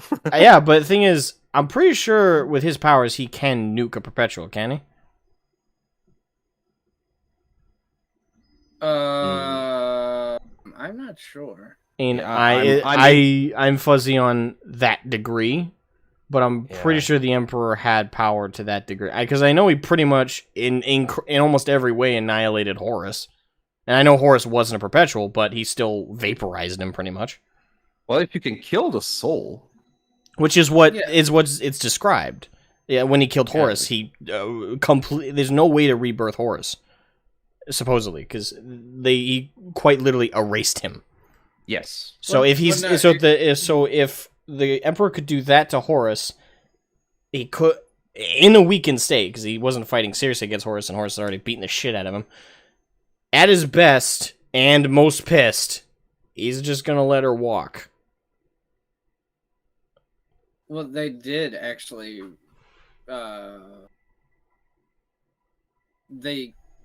Fabius Bile created a clone of Horus, though. Yeah, but didn't have his soul. Yeah, and Abaddon killed it. Yeah, Felbadon. Oh yeah. The king Look, of fails. I love Chaos as a faction, but even I have to admit, like, what the fuck? Yeah. Why is Ortus he so Osonium's- fucking useless? Ortus Osonium says, again, MP simped. And that's literally, that's a better explanation than we got, and she just got exiled. I honestly cannot think of why the Emperor would just let that happen. Assuming he didn't want to waste the energy in vaporizing her ass, why did he just let her go? She's a very powerful Psyker and Perpetual. Be gone? Here's an interesting... Okay. Here's an interesting tangent for you, Asmogan. Karn the Betrayer could do better at keeping the forces of chaos together than that fucking Felbadon. No, I agree. But think about that sentence for a minute. Seriously. Like, have a good long thunk about that sentence for a second. Karn the Betrayer could do a better job keeping the forces of chaos together and more united than Felbadon. Yeah, I totally agree with that. Yeah. There's nothing to question there. It's not a matter of questioning it. It's just think about how fucked up that sentence is. It's chaos. Everything's fucked up about them. It's not necessarily true. Although I gotta feel bad for chaos players on the tabletop. And I hear that they got a lot of, well, potentially, it's a rumor, that they got a lot more updates coming up, but up until 9th now, when was the last time they got a major line update to the minis? It's been a while. Oh, by the way, on that note, thank you for reminding me. I will have 2 new set pieces that I'm going to try and find a way to mount either to my green screen or set it up to where I can show them. I have a friend that I've been friends with for well over a decade, probably over 12 years at this point. They are buying me 2 miniatures to use as like little set pieces. Nice. Gonna paint them? Or No, they're going to build them and paint them for me. Ah, okay. Takes the fun out of it. Dude, I have very shaky hands. I wouldn't be able to. Oh, so do I, but there's ways to work with it. There's the wrist-to-wrist technique, which is where you rest your wrists on your other one. You then put your elbows... I swear, when you said wrist-to-wrist technique, I thought this conversation was going in a completely different direction. Bad. No horny, bonk. But no, You it's... go to horny jail. It is... No, the Death Guard was the 14th Legion. Oh no! Oh, your Death Guard got an update in 8th edition. I honestly don't know, but they bought for me Karn the Betrayer and Magnus the Red. Ooh. The ones you wanted. Which are $150 together. Shit. So, yeah, so they bought it for me. They're going That's to build goddamn it cheap. and they're going to paint it for me. Did GW make these? What? They got them off Amazon, but yeah, it's the official GW ones. And then only $150? It was 150, 160. I think it was like 130 for the Magnus one and like 20 or 30 for a Karn. Damn, did GW put up a discount or something? No, they got it off Amazon, an unopened box. Oh, it was just like a secondhand seller? Well, it was unopened, so I guess. That might explain the price more. I mean, GW, if they can, they'll sell a toothpick for $8,000. That's the kind of people we're talking about here. GW has a history of reaming people worse than fucking Slanesh. It's like, God yeah, damn, they made me buy this new box as well. This Pariah Nexus expansion for Kill Team because I'm mainly a Kill Team player. I was like, I have never played Kill purchase Team. of my life. I feel bad for you, man. Yeah, I have never played Kill Team. Unfortunately. You should. It's awesome. I don't play the tabletop period. And I've only had in my 7 years as a fan, which probably compared to you, Greg, is not as long. I don't know how long you've been a fan. But for me, I've been a fan of 40K for 7 years, or I guess we're going on 8 coming 2022, beginning of that year. So, but yeah, I've been a fan for 7 years, and in my 7 years as a fan, I have collected. My main army is orcs on the tabletop. I love orcs, but I have only had the pleasure of playing 3 games of 40K. Well, you know, it's like the slogan of Games Workshop, like build, paint, play, and they don't necessarily mean that every step of the slogan is mandatory. That's the thing. I've painted hundreds of minis. I've played 3 games. That's fine. There's nothing wrong with that. I mean, for me, it does, because I really want. The thing is, it's not even like I'm one of those folks who gets into the hobby and I'm only interested in the lore. I actually want to play the game, but there's no about the time I found out there was a group that played 40K near where I lived at a game store, not a GW store, but it was a game store. It was right before Corona hit. I shit you not. Like, I found out about them because somebody recommended on my Facebook, my personal Facebook. I went and checked them out. I contacted the guy who leads the games, and he's like, yeah, we'd love to have new members. Week later, boom, lockdown. I was so pissed for so many reasons, not just that one, but I was pissed. We need to find some mods for Tabletop Simulator. Well, that's the thing. I've tried. I technically, if you count the one time I tried to play on Tabletop Simulator, I got 4 under my belt, and I hated it. And there's something about not playing with the minis you personally painted, collected, and put effort into. That's it. That's the shit. That is why I am never gonna touch that. I just can't do it. I can't do it. I got so many of these minis I love so much that I put so much hard work into painting and collecting and building. Yep. And now I have to play a Tabletop Simulator with random generated ones in the mod. It's like it's not the same. I'm a very, very, very competitive Kill Team player. I won multiple tournaments here. I was in POG as well. We met with Glass Half Dead there. I beat his ass. Casual brag. With my Tau, I think 15-3 or 4. I don't know. Have to go back to the video. Anyway, and it's like Beer It 40K and these Kill Team stream and the Command Point podcasts are also doing these big. They use big fancy names like Worldwide Open, the LV No. So the LVO Las Vegas Open, Coronavirus Edition, the LV No, and every fucking thing is organized online for obvious reasons.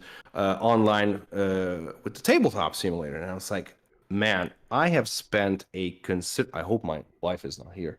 I've spent a considerable amount of monies I mean, she's Russian. She speaks English, so she understands everything. It's one of those things where you can't get away with a language barrier.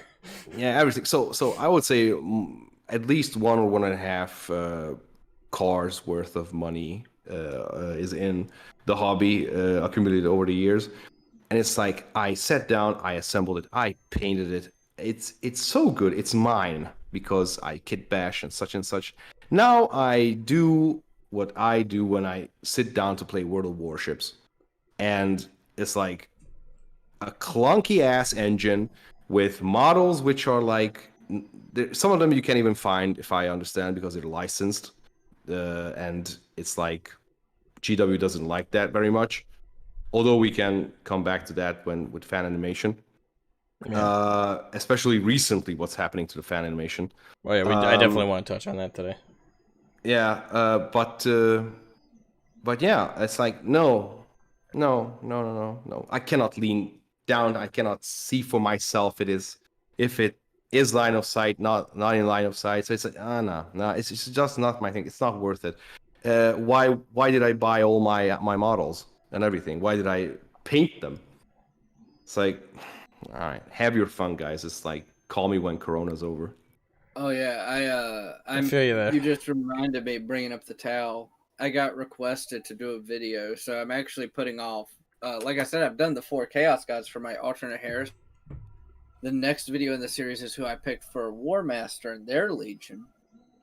And I'm putting that off for a week because you remember my StarCraft V 40K videos? Yeah, so actually we discussed that at length. I got asked to do another one. Another one? Yeah. It's one that I didn't actually think of. And this is actually seems, from my limited knowledge, kind of a cool matchup. Protoss versus Tau. Oh, I already told you my opinion on that one. I'm not going to do very much research because that's not what I do for those videos. It's just more like light research to keep it kind of fun, let the community chime in, see what they think, stuff like that. Right. But I'm really interested if after the light research what it's going to look like.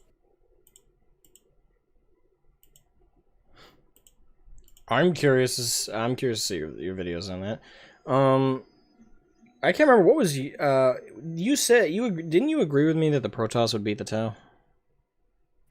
With absolutely no knowledge going into it, I would say I would give it to the Protoss. The only thing is, I'm familiar with both. I'm familiar with how the Tau play in the tabletop. Lore wise, I don't know exactly to the T every kind of their battle strategy and the lore. But tabletop wise, as I brought up to you and when we discussed Protoss v Tau, that the biggest I think the direct comparison is like how their shielding technology works. In the case of the Protoss, they use a warp technology to basically summon objects that they've already pre-built elsewhere or have stored in like a secondary mini universe or something. The specificity of it is a little vague, but they warp in things that they've already made, essentially with little drones, and they have natural shielding. Well, natural in air quotes, not like they're just born biologically with this energy shield around them. That would be really fucked. that'd be cool. But no, they have a shielding that is already pre-built in all their technology, pretty much. That includes everything from basic armor to zealots to their every basic building, including pylons. I'd say the biggest vulnerability with the structures and the base composition of Protoss is their dependency on pylons. And you see that in the StarCraft games in particular. That is their biggest vulnerability. However, I think when it comes to the battle tactics and strategy that is employed by the Protoss with their direct melee combat focus is a bane to the Tau. Now, the typical blocking of that concern for the Tau is their shield drones. That's usually used to prevent melee-focused armies from getting too close too quickly, and it provides a buffer for their ranged shooters. Now, in that case, though, with the Protoss and their experience with their own shielding technology, I am very confident that not only would they know how to adapt to these shield drones, but they would actually have a way to combat them directly.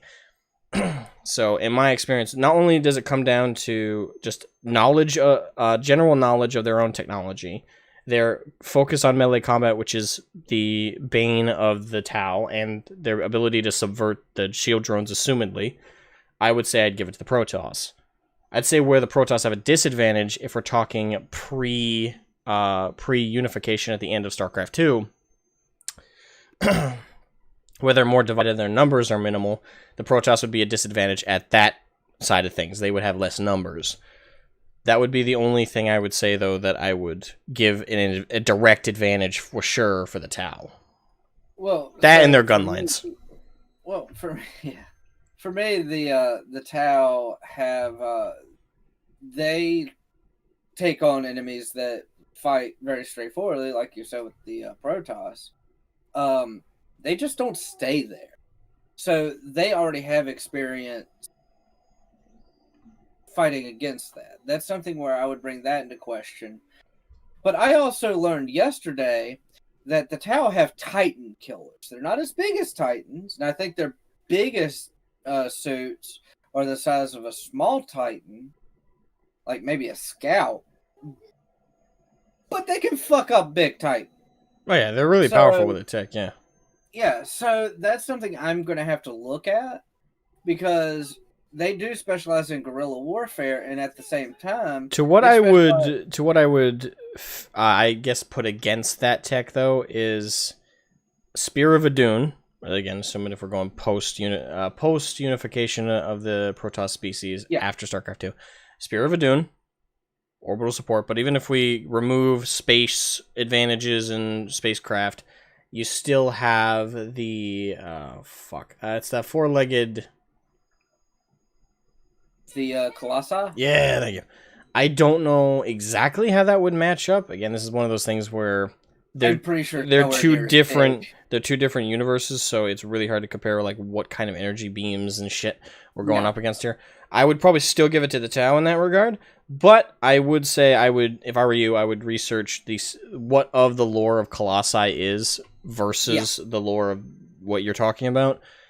And I think there's one other thing, not bigger, but more powerful than the Colossi for the Protoss, but it's not coming to mind immediately. Not land units that I can think of. I am struggling to think. Only thing I could think of much bigger would be something like a carrier or a mothership. I can't think of any ground units bigger than a Colossus. Yeah, the Colossi might actually be the biggest ground unit. I might be thinking of one of their aerial units. but yeah. And then that's also where the Tau kind of shines, also with their air combat. True. So now that is definitely where the Tau start to win in my book, is when it comes to space or voidcraft. They've got some powerful ships. Yeah, so it's kind of like they specialize in vehicles, aircraft, and not being the fuck where the enemy thinks they are. So it's kind of like how I have to take those tactics and put them up against the Protoss. Now, something that I do think the Protoss would have an advantage in is when it comes to specifically Dark Templar. They're permanently cloaked. I'm gonna cut that topic short though, because we do want to get to the next one, the guest discussion in particular. Since I think Greg's sitting over there like, okay. Will they just shut up already? Will they stop talking about Protoss versus? I used to be a big StarCraft player, so I enjoy listening to you guys on this. Okay. Good. I was thinking you were over there going, why are they talking about this? No, I'm not. All right, so yeah, the guest discussion though. We eyeball the chat, see if there's any adding of me for some reason. Nope. Okay, good. So yeah, the guest discussion, state of 40K, the 40K community, which, as we all know, is unfortunately consists of all the folks of the beautiful World Wide Web when it comes to 40K and IRL.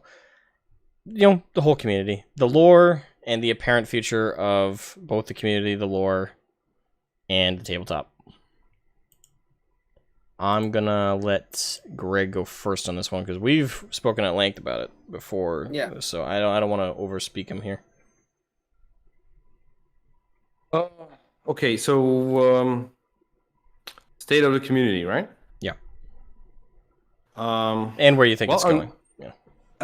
I'm very happy of the growth of the community, first of all, because in the past few years, many so-called normies are coming in with great thanks to people like Siama Pedersen, the creator of the Astari series, Sodas, an old Christian over at.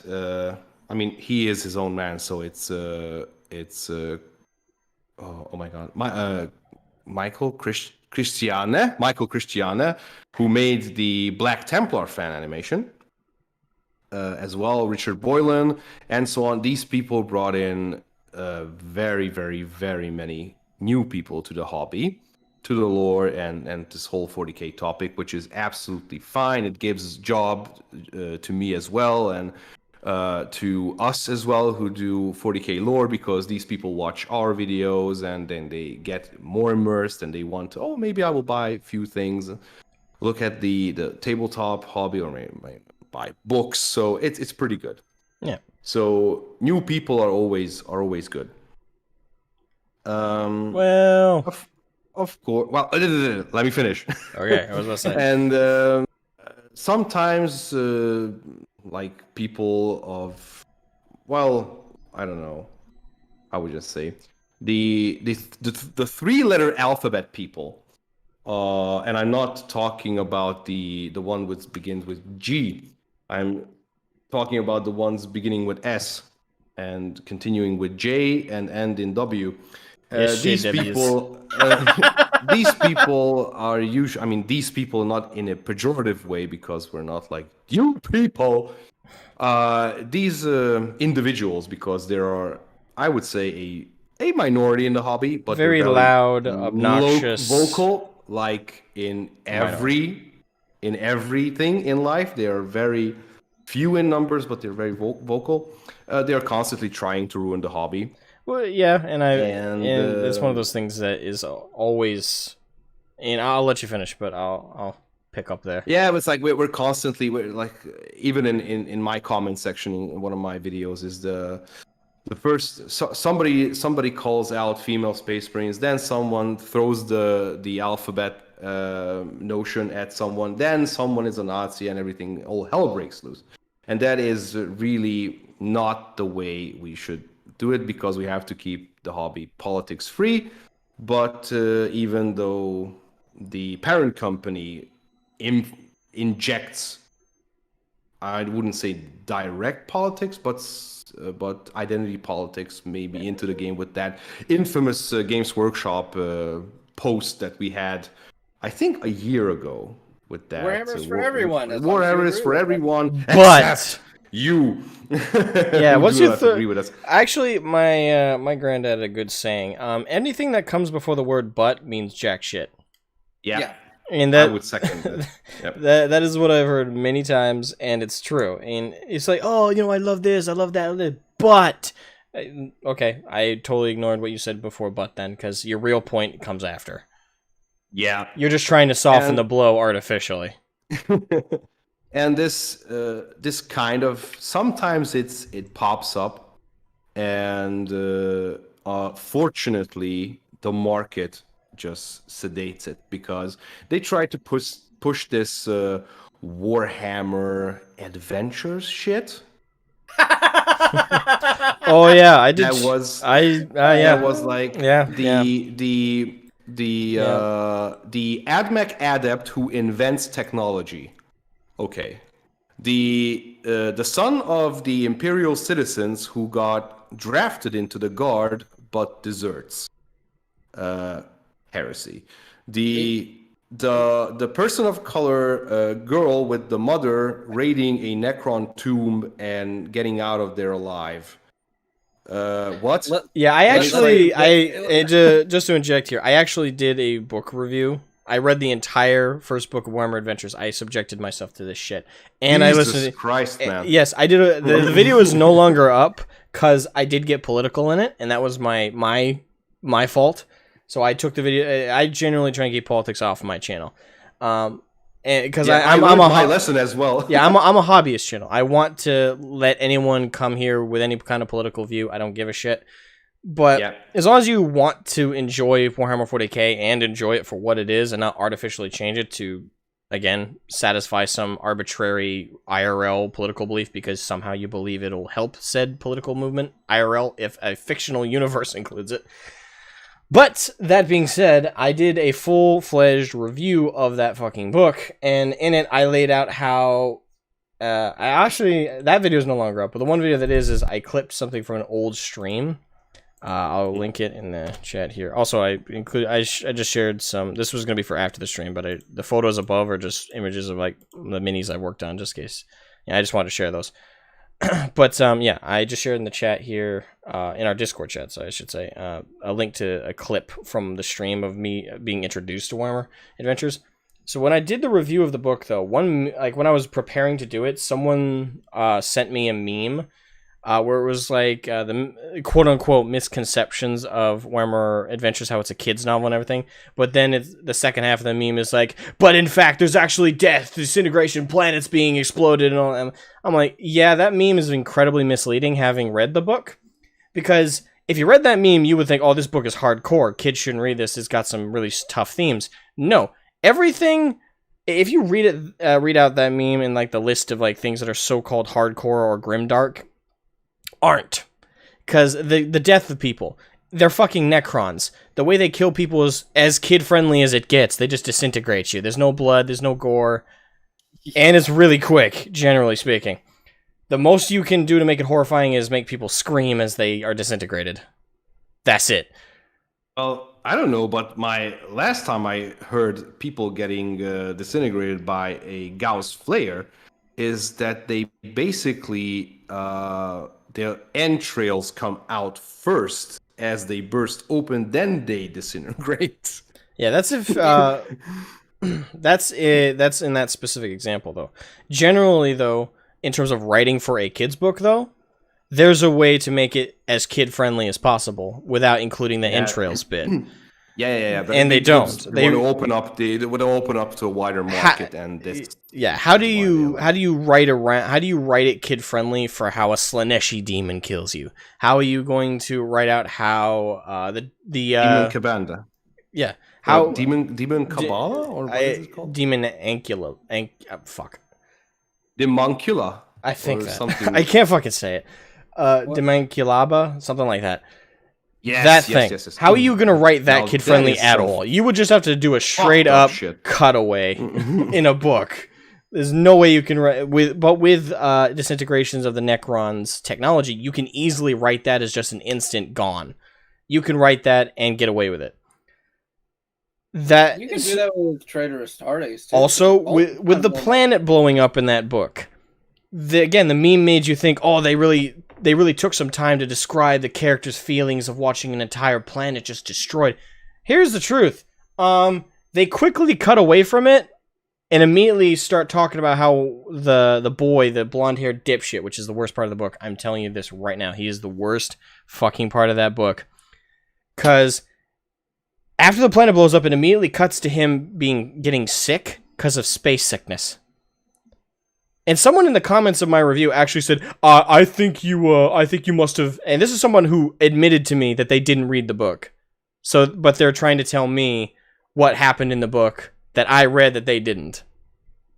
But he's like, I think you neglected or lacked the ability to understand that perhaps he was simply getting spacesick and saying he was spacesick because he was pretending to hide his feelings about the situation.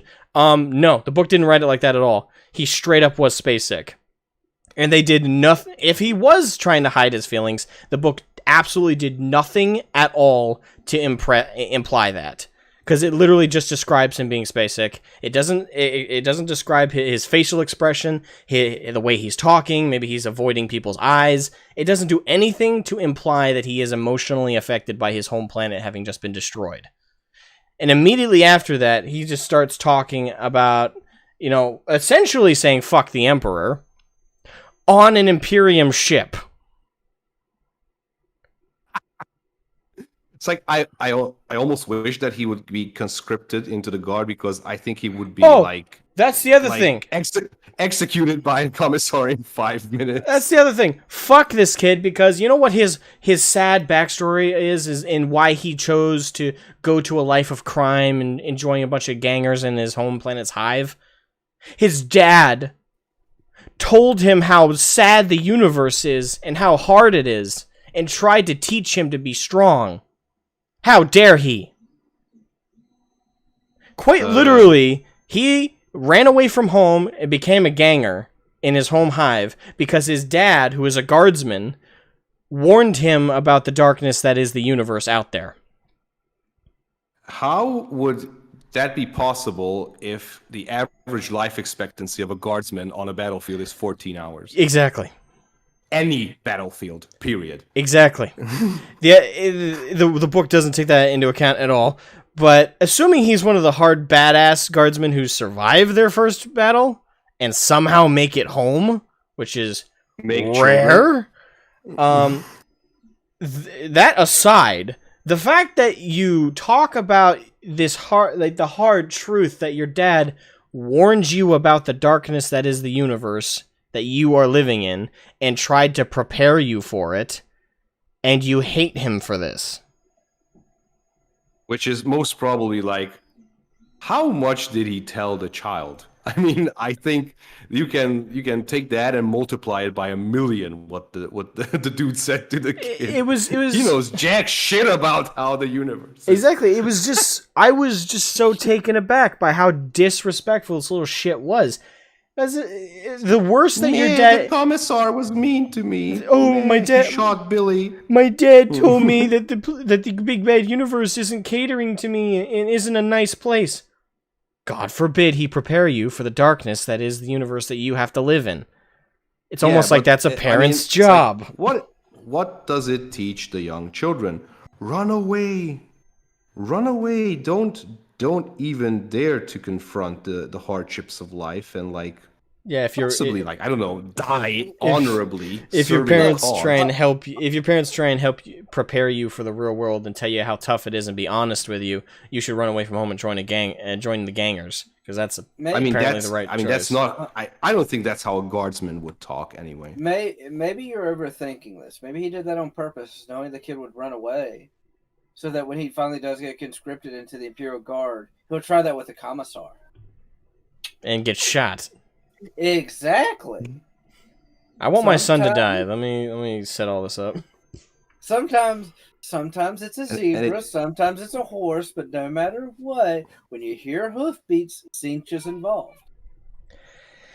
Yeah. It turns out that the father was a changeling all along.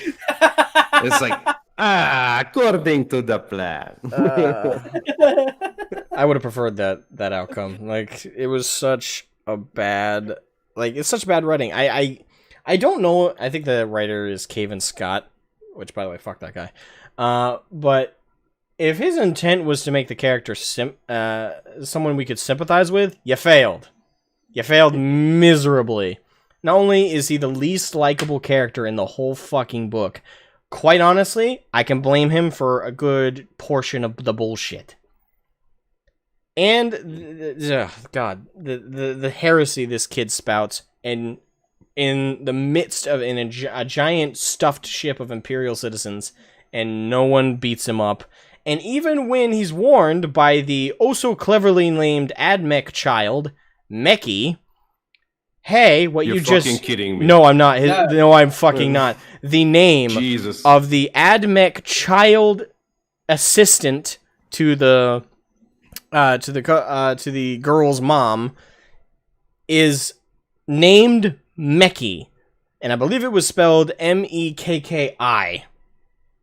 We call McDonald's in Hungary Meki, and I'm not even kidding. Well, apparently his name is Mickey. What the fuck?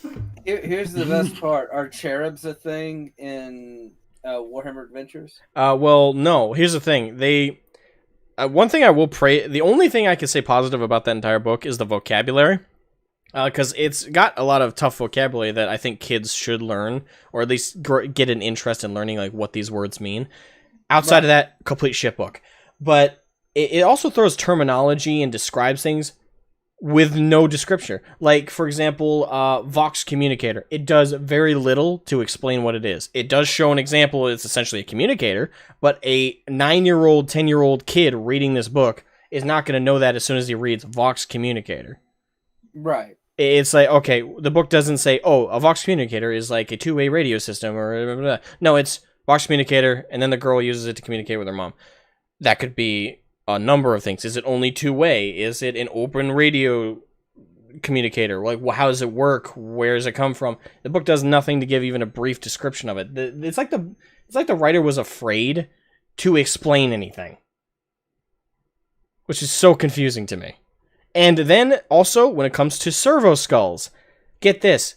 It calls, and I'm assuming these are supposed to be servo skulls, or at least a smaller version, but there's something in it called servo sprites that Meki made that were on the ship, and when the ship was being roughed up, and the little girl was being roughed up by gangers, this is how she technically first met the fucking blonde-haired douchebag, she activates the sprites, which freak out the gangers who run off the ship. No. And I have no idea if I read that portion of the book twice.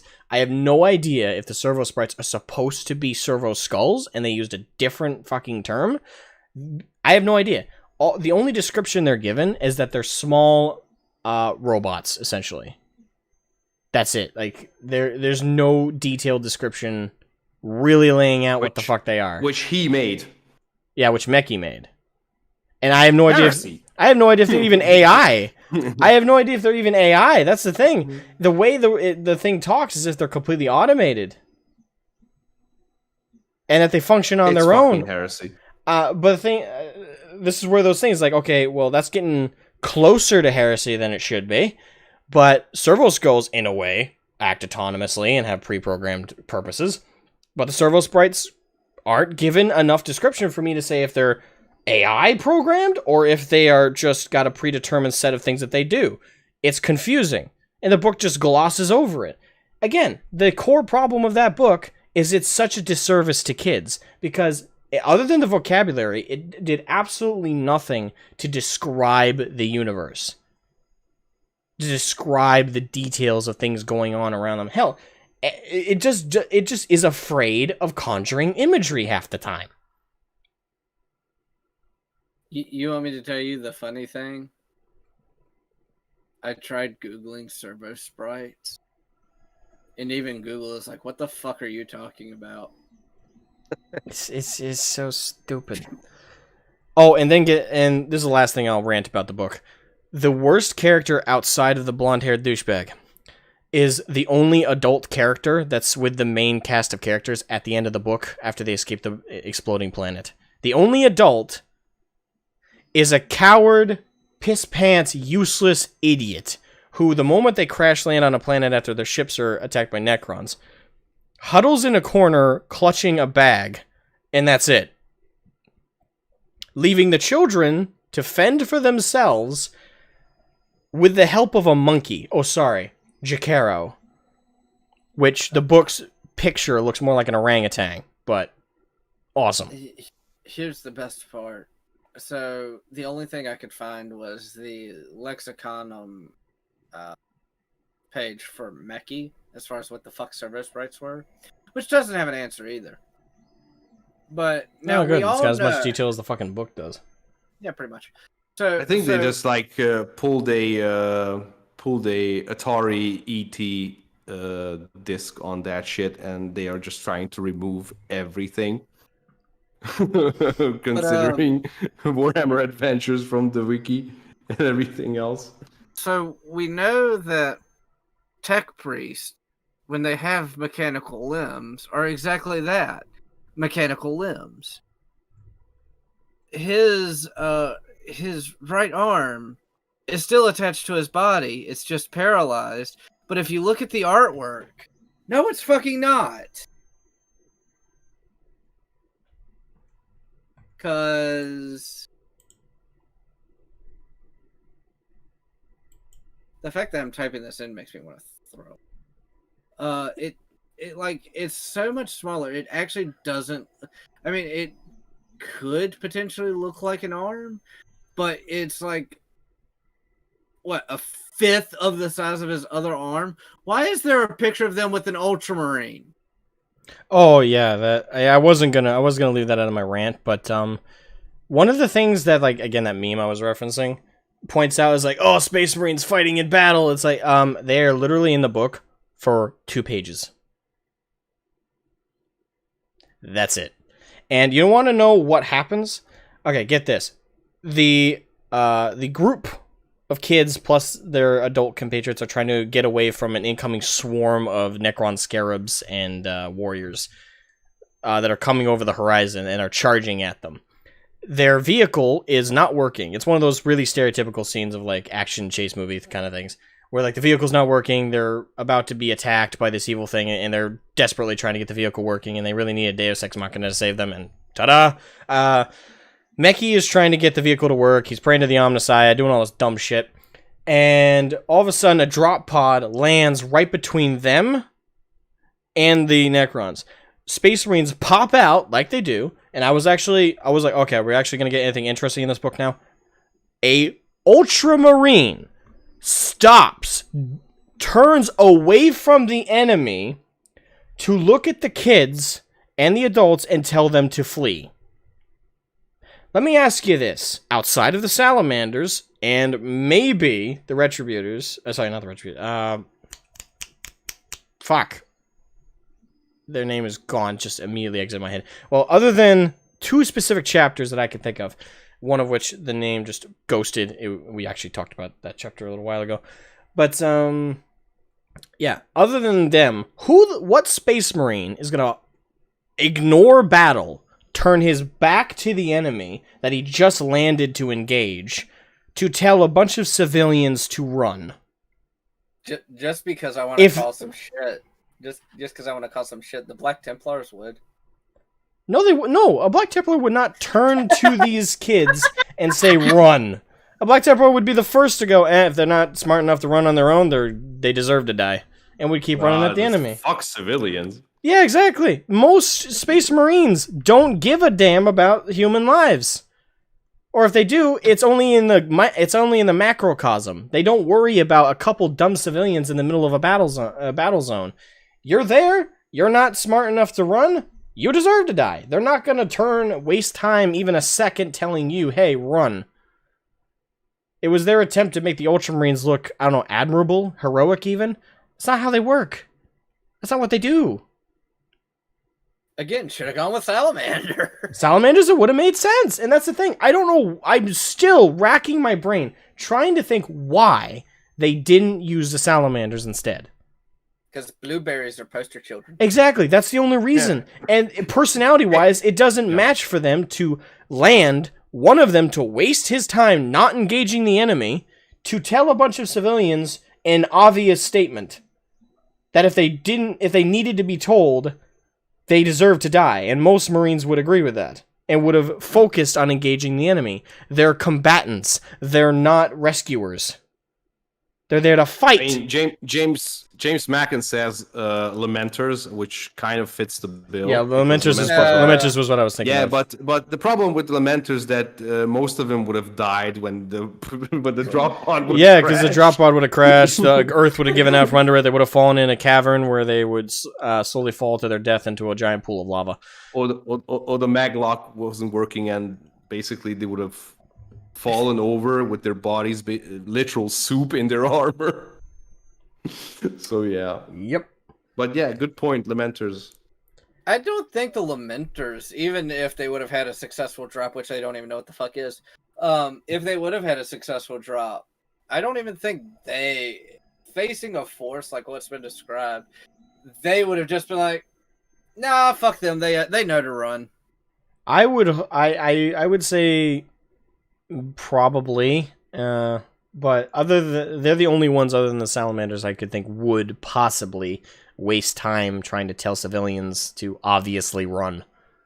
And Salamanders actually would have sent at least 1 or 2 of their Marines to escort them, even. I could see that. Lamenters I could see turning real quick and saying run, but anyone other than them would have even, if anything, even landed on them with the drop pod. They are. What Templar would have done is landed on them like, well, no, it's okay. Yeah, well, to battle. Like honestly, it's such a small thing, and I'm sure Cave and Scott thought nobody would really think about it. But for me, I'm still racking my brain. Like, are you honestly having a Space Marine waste even 10 seconds of what could be his one chance to engage the enemy on the right foot to waste time telling civilians to run? I don't believe that.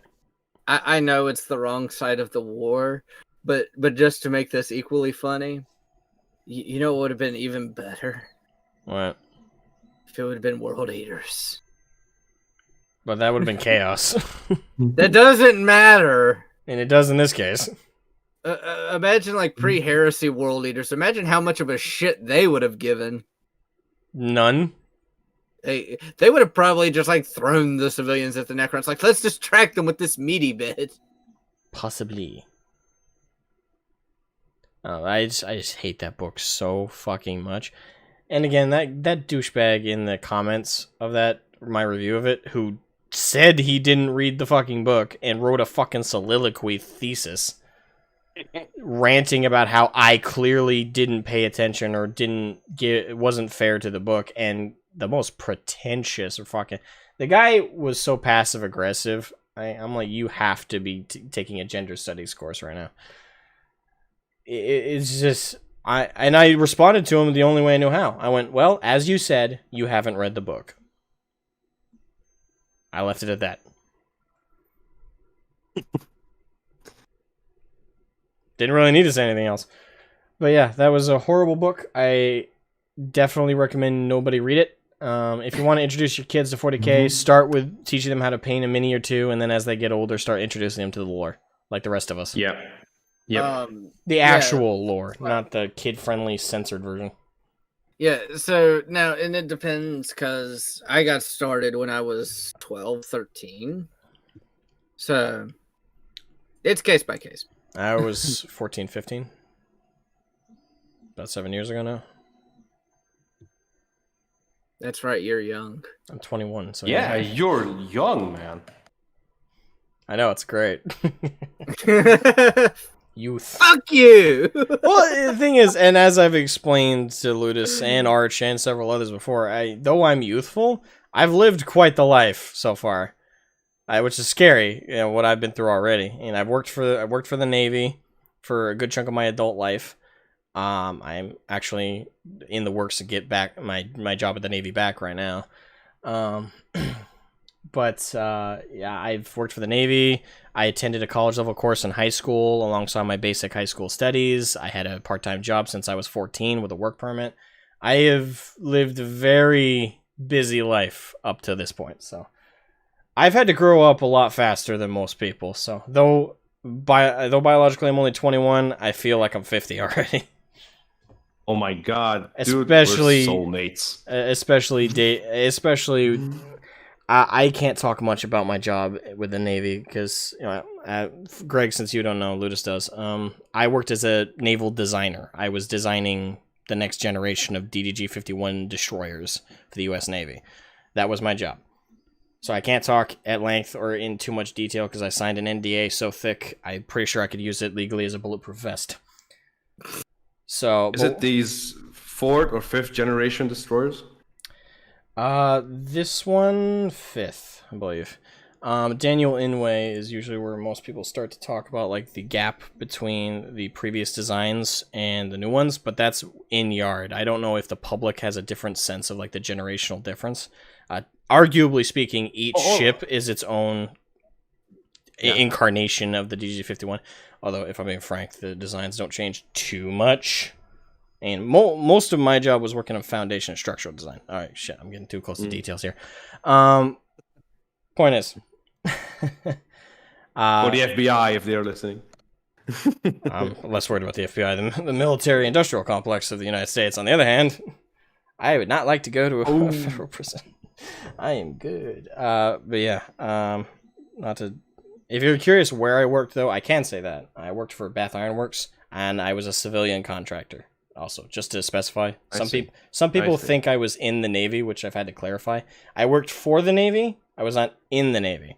I was a civilian contractor designing the warships. The company that contracted me was Bath Iron Works in Maine. I won't say if they're a bad employer or a good employer. They were an employer. I was paid. I did my job, and it was tough. I will say that very much so. It was a very stressful job. But in terms of how it flows this conversation, though, that's just to give an idea of like what I've been through in my life. I have been a very busy bee since high school, pretty much. That's cool. Yeah, I that's one of those things that I'm not sure how to respond to that. I mean, compared to that. But anyway, let's not bore the viewership of with my life or. Exactly. It's not. I already bored you guys with my little rant there, so I apologize. On the original point, it was I've been in the lore for 17, 18 years now. So yeah. Way longer than me. You old man. Eat shit. And die? So yeah. No, I don't want you to die. Just eat shit. Just eat shit. Right, Yeah, and where's the lore? And just getting back to the trail that we left a long ago. we were on Warhammer Adventures. Yeah. Warhammer Adventures, which is basically try to derail the whole thing. Gladly didn't work because the market said I don't want this shit, and they stopped it. So I think they canceled the whole project, as far as I know. So no more of that. Same goes for the wonderful Calgar series by Marvel Comics, which is an outrage of its own. As much as I hate the Ultramarines, I think it's if they did a disservice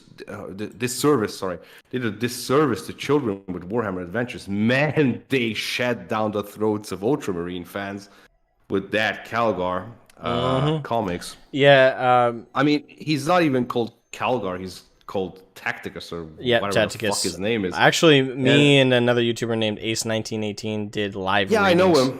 Yeah, we did. know him. We did live readings. Actually, after this stream, I'm scheduled to go on another comic reading with him today. I'm busy. Yeah. Why do you punish yourself this way? I don't know. Reading through Caligar was such a freaking nightmare with Ace, and not Ace's fault. It was just a nightmare in general. But that was a fucking nightmare and a half. I hated every minute of it. And that ending, that fucking ending, Jesus Christ. TLDR, it's shit. And these forces, which are unfortunately within GW, GW partnering up with MTG as well. I mean, let's not even go into that. So there are like attempts to go very mainstream, especially now with the newly recruited fan animators. I for myself, I really hope that it will not get that mainstream, because we all know what happens when things go mainstream. They get destroyed. Yep, and Hollywood and the usual shit. What happens because we don't this part of the world, we don't really have this, so we don't really care. But it saddens my heart when I see good brands go to shit. For example, like Star Wars. What happened to Star Wars was a disgrace, and we are hoping that this will never happen to Warhammer. Because if that happens, God Emperor, help us indeed. So yeah, lore, it is what it is. The GW doesn't really take the lore forward because it's a milking cow, and they have to keep it grinding, and so they just recently retconned the Dark Imperium. I think they shortened the time period or something because the story went a little bit too fast. And miniature wise, and issue wise with what's coming out, it's a slow grind. But I mean, yeah, I'm really pissed off of their kill team. How would you say department, because like it's like 3 years that the game came out. I have the core rulebook. I've been writing letters to the FAQ team and the rules team for like 2 years now, so I must be on their block list by now. And they, despite the fact that they being a multi-million pound company, a big multi-company, they really release books with the same grammatical errors, with the same structural errors, with the rules errors. They refuse to talk with the community and so on. I don't know. So corporation's gonna corporate.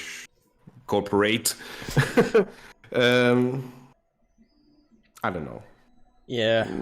And would future? Oh, right. Future is kind of okay. I think could be better, but they are becoming more and more predatory. All right. So you're, as I see it. So you would say you're partially optimistic but cautious? Would that be an accurate way to describe how you feel about that? Yeah, definitely. Okay. Definitely, because they have shenanigans I've really don't like. But at least we are getting something, and especially nowadays with the COOF going on, it's a miracle that anything is happening at all. Yeah. Because gaming life stopped. We had definitely a very lively community here. I was going tabletopping at least once a week. Not now that my child was born. I couldn't even go if I. Congratulations, by the way. Oh, thank you very much. No sleep.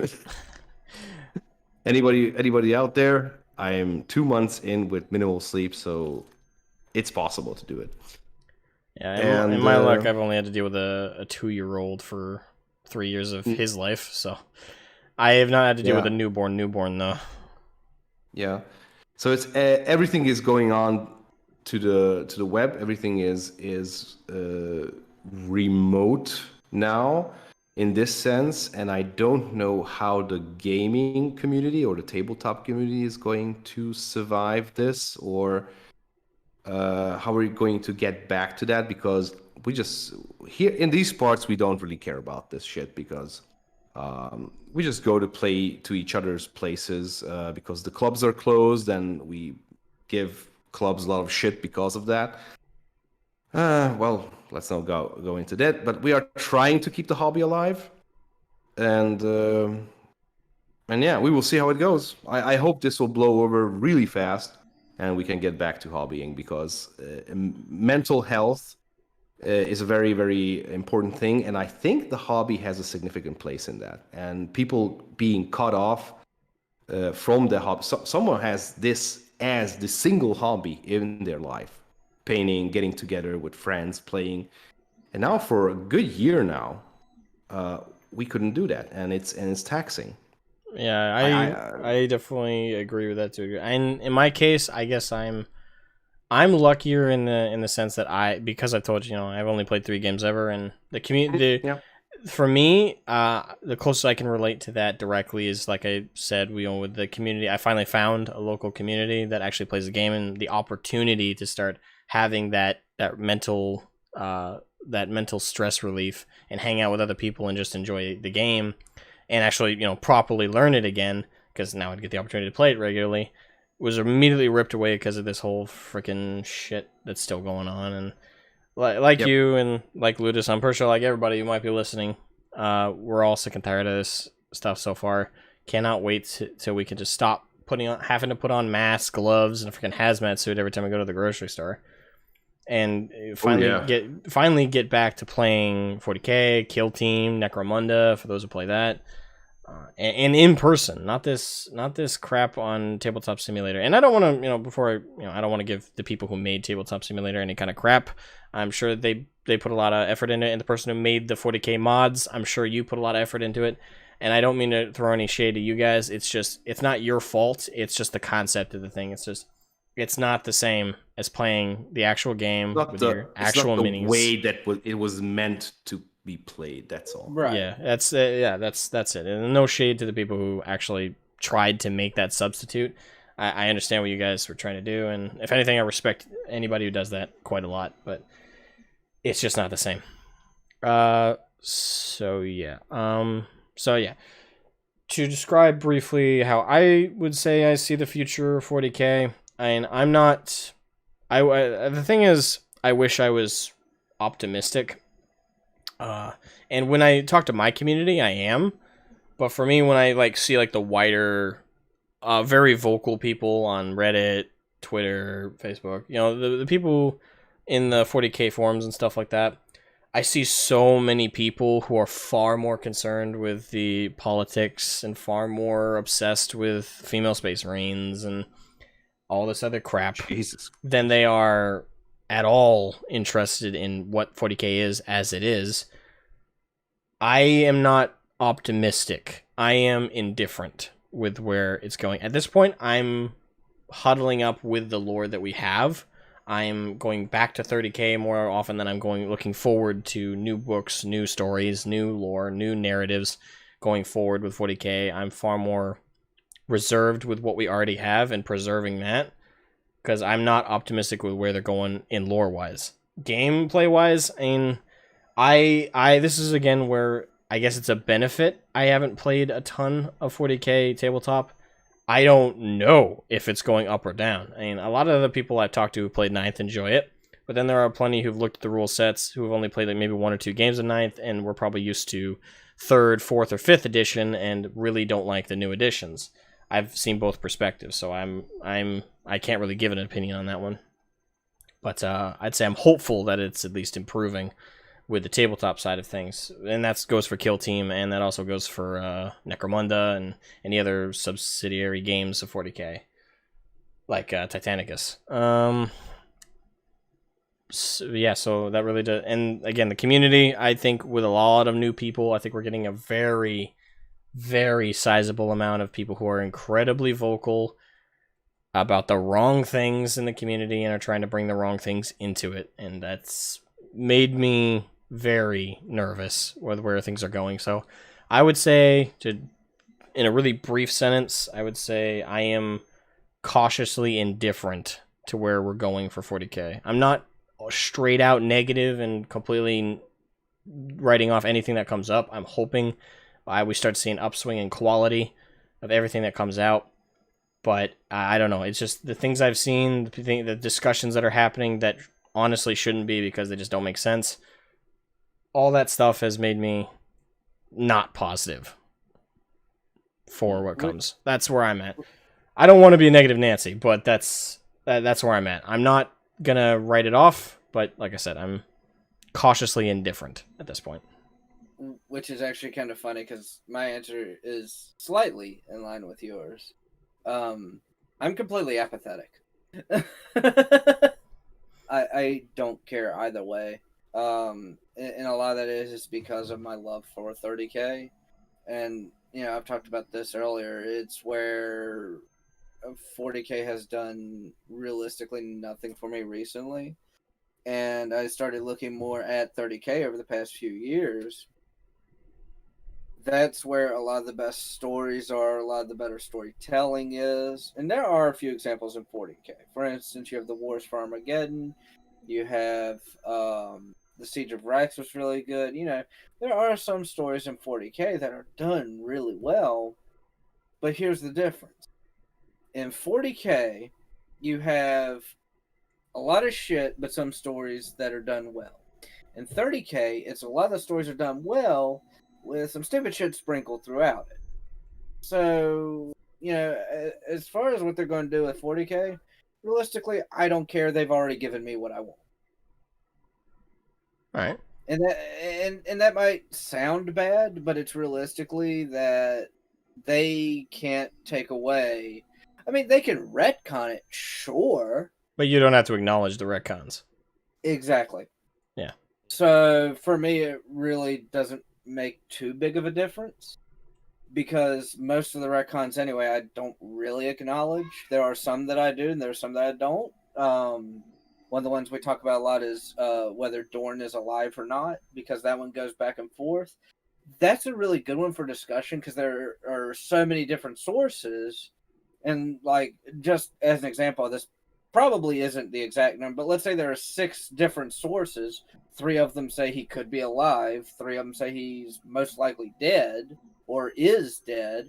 So, it's like, that's kind of one where we can have an open discussion on the retcons because, it's either almost half and half or it is half and half.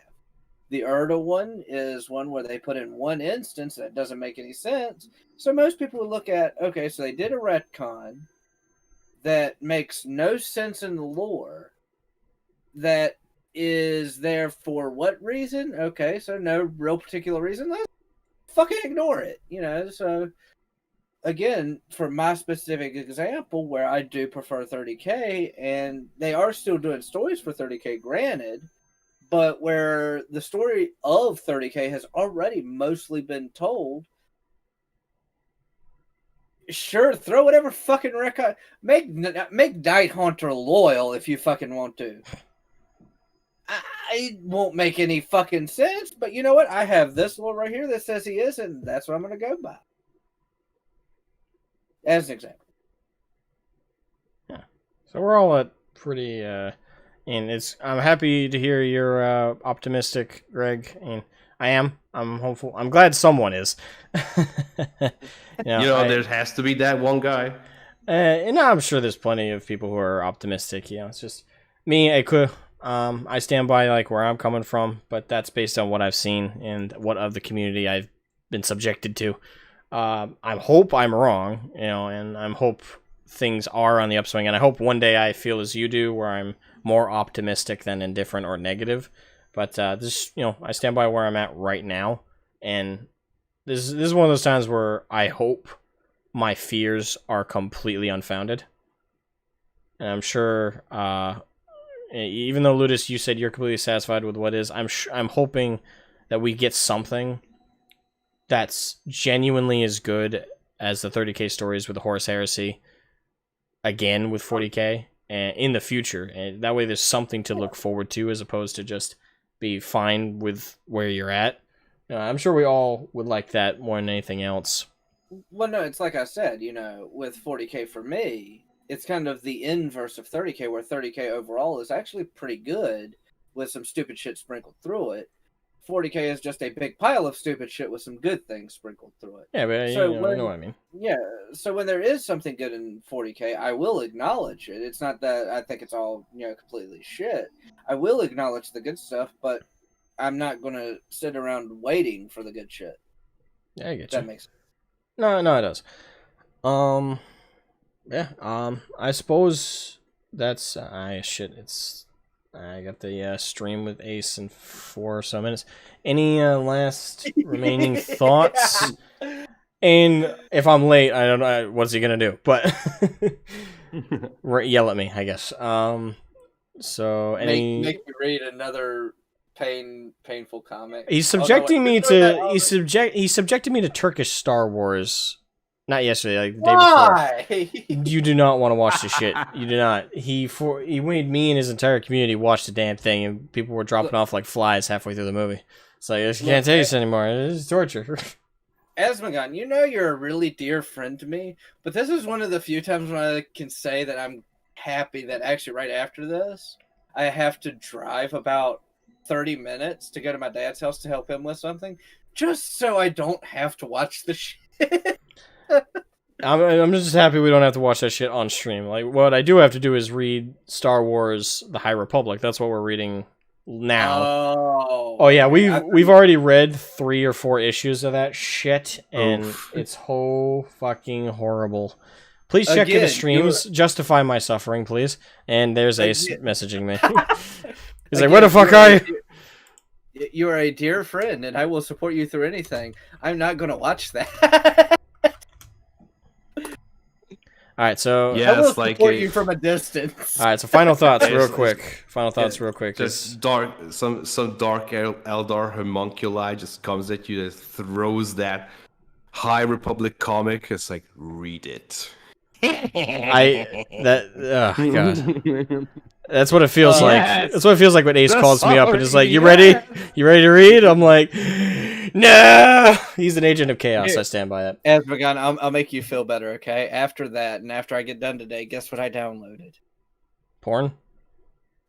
Well, but no, I don't download porn. That's what fucking free sites are for. Among Us. Oh, awesome! You can join our games. Yeah, so that should at least like give you some brain bleach for whatever stupid shit happened. That'll be hilarious. All right, thank you so much to Kill Team Hungary, also known as Greg, for joining us and being an awesome for having guest on this podcast, the Geeks Theoreticus podcast. Thank you, Ludus, as always, for being my co-host and my friend and joining me for these. And to the chat, thank you, wonderful, awesome, fantastic, beautiful sons of bitches. And daughters of bitches, I suppose, as well. You know, let's be inclusive here. Thank you guys so much for joining us, hanging out, chilling, chatting, and we'll catch you guys on the next episode. And yeah, see you guys next time. Bye-bye. Bye. Bye-bye. Ah.